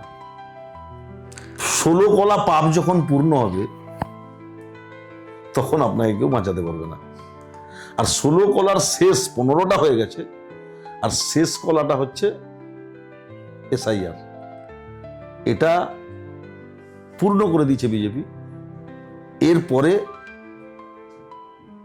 দিদি যখন 4 তারিখের পর চতুর্থবারের সরকার গঠন করবে, বিজেপির ঝান্ডা নিয়ে মানুষকে আপনি কোথাও পাবেন না। মানুষ হ্যারেস হয়েছে, পদ্ধতিগত কি কোনো ভুলও ছিল বলে মনে হচ্ছে? হ্যাঁ, নিশ্চিতভাবে নির্বাচন কমিশনের পদ্ধতিগতভাবে অনেক ভুল।